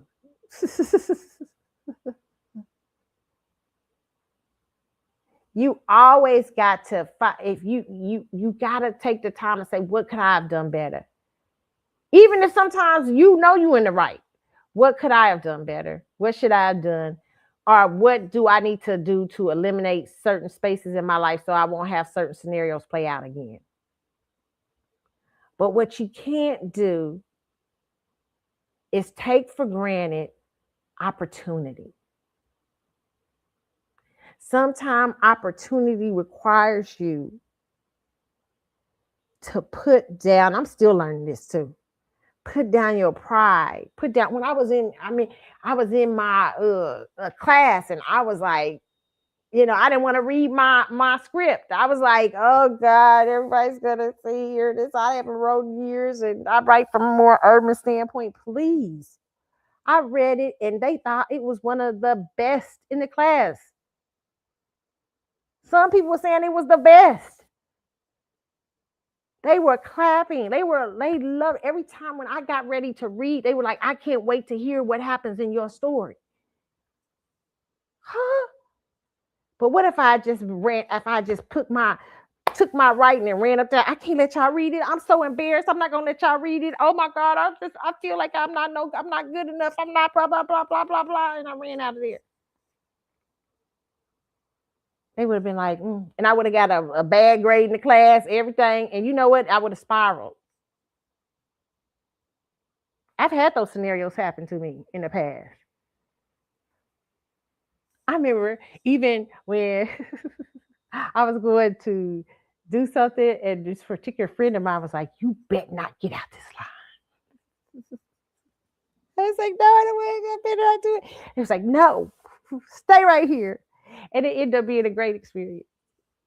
Because I was like, it was, but it ended up being good for me. Sometimes I can look back at certain moments in my life where I said, oh, I totally messed up because of fear and pride. I just was not thinking. And I learned to humble myself. Don't matter. Sometimes you got to look stupid. I remember I was in my clown class. Oh, this is the most powerful. Let me tell y'all this story. I think I've told y'all the story on Blog Talk, and I'm going to end it with this story. But I was in a clown. We had a class where we learned actors. It's called clown class, and it's what you do is you wear a clown nose in class and everything, and you deal with the deep emotions of you as an actor and different things and stuff like that. And this class was so emotionally, and the teacher told us ahead of time it was going to be emotionally charging. I'm gonna tell you, every day that I went to this class, I woke up heavy, like in my spirit, man. And really, it was just dealing with, sometimes I still deal with it, being in theater, because theater, if you understand theater, you come from a hood background, right? And you grew up in theater and stuff like that. But you're in sometimes a theater with all these kids who are so good at what they do, so good at everything. And I just sometimes feel like, do I really belong here? Or whatever, even as an older person, right? And this particular class I had was so challenging. And I was like, I just want to quit. And it was 2 classes like that. I'm gonna tell about both of them. One class, I was just like, I think every day I was thinking about quitting. Every fucking day, okay? Because it was so challenging. So they got to, every one of us had to have these emotional things, okay? And she got to me one day in class, and she said, Keisha, you come to the middle of class or whatever. And I was like, okay. And she said, oh, I see you. You like to be in control all the time. I bet you give the best part. I bet you're this and that. I was like, oh my gosh, she was reading my ass. One girl, she had read her ass so bad, she started crying in class. She was reading my ass. She said, I bet you just love being in control. And I was like, shit, and I realized, oh, this is I am a, squirps, and I said, oh my God, this class is allowing me not to be in control. And I can't stand that. Because that's one of my childhood things. I've always learned to be in control from the time I was a little girl. Very little, I can see myself controlling emotions, controlling myself, controlling certain things so I wouldn't be hurt. My grandparents even used to see it. I used to just try to control the room. I tried to control my best. I can't let you hurt me. I understand that, girl, because I was that in a different way. And when she was saying that, I was like, oh shit. And that's why I make a good manager, because I usually am so good at, like, I'm not control, but I learned to not control in certain management positions. But I was good at still being in charge, But it was at a moment I was not in control anymore. And I said, I need this class. I need this class more than anything. And the moment I decided, I don't care how stupid I look. Yes, that element of control was still there. But I gotta be okay with being a clown. Like, I gotta be okay. I can't give a fuck what none of these motherfuckers think. I'm trying to graduate. I got something bigger I'm trying to do. I don't give a fuck how I come up in here. And I remember we did this little dance thing where I was Beyonce. I did a whole I didn't care how I looked. Okay, I got up there. It was so for me. I could have cried afterwards, because I was like, I didn't care what you thought. I didn't give a shit. But I knew it was something. I had to get past my class. And she was right. But it was so cathartic. And then I had another class where I was having to go audition for stuff. And I hadn't auditioned in years. And it was a class where they was teaching us audition. It was a small class. And I had the best teacher, Megan. I'll say her name. Just wonderful. Megan pushed me to my limit. You're acting like you don't enjoy this. Enjoy it. You got such presence. I need you to enjoy it. She pushed me to push me hard. Okay. It changed my whole attitude. I still got fears. I still got stuff. But it just let me know that what I was fearing wasn't nothing. And it was sometimes I was like, in class, I was like, I don't even know if I want to do it today. I don't even know if I want to stand up today. Oh, Keisha, what? Stand up. It doesn't matter. Like, what are you scared of? Like, what? I remember I went to my last audition showcase. And I was so nervous because there was a guy there from the other theater. And I was like, oh my God, I don't know. And I had so many confident builders at that point. I mean, I was doing good. I was doing much better. I was getting on the deans. I was doing good.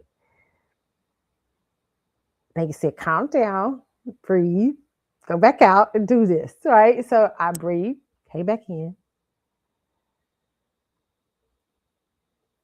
I felt it. I was like, I messed up at first, but I felt it's like, and the guy was like, wow, like you have presence. And let me just tell you, blah, blah, blah. But if I hadn't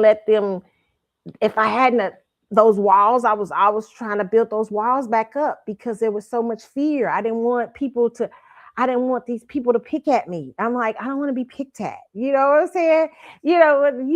Feeling like you're not good enough. I know. She's like, don't be scared to make a fool of yourself. Who are these people? You'll never see them again in life. unless you make the audition, right? Like what Tiffany didn't understand in that moment, she ain't shit. If you make it to America's Next Top Model, ain't nobody gonna realize care about how you read Hermes or how many you won. Okay, shit, it ain't gonna even matter. They'll teach you how to say what you need to say. And so sometimes those moments of pride, those moments of fear stop us from our greatest moments, our greatest points that we can have, our greatest learning. And I just really believe that some of the things that I've had happen to me since then have been because I took away some of that fear. I still struggle with it, but I took away a lot of it. But I still have some. And I'm still working to take away it because it ain't nothing but pride, really. And really, you can't really care. And so that's what I'm just trying to say to y'all today. This week, don't care about, try not to care. Like if something's going to take you to another level, well, I'm afraid I'll look stupid. Oh, I'm afraid this might not work. Oh, I'm afraid this and that. Who gives a fuck? Just, you ain't going to never see the people again. Just go and do what you got to do to get what you need to get. And don't let a scenario change your life where you end up going down a dark path because you can't get rid of the fear and the pride. Today, our lesson is pride cometh before destruction. I'm taking this for myself. And a haughty spirit, was a haughty spirit before a fall?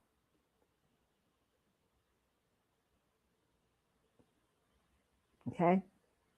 Humility is always a good way to go. All right, you guys. I am out. I hope you enjoyed the show. Remember, you can hit me up on the Carlotta Chat With Show. Also, you can hit me up on my DMs on the Carlotta Chat With Show. The DMs and Carly's_Galaxy. Also, Keisha Carlotta on TikTok, and then there's also a link on Threads. A link on Instagram for Threads. Okay, and for Twitter, it's Carlotta72 and C Chat With Show. I am out. I hope you guys have a rest of your good day. Wish me luck. I gotta do some homework, okay? All right, you guys. So I am out. Y'all have a good one, and I will leave y'all with some little music for some of this electric music. All right.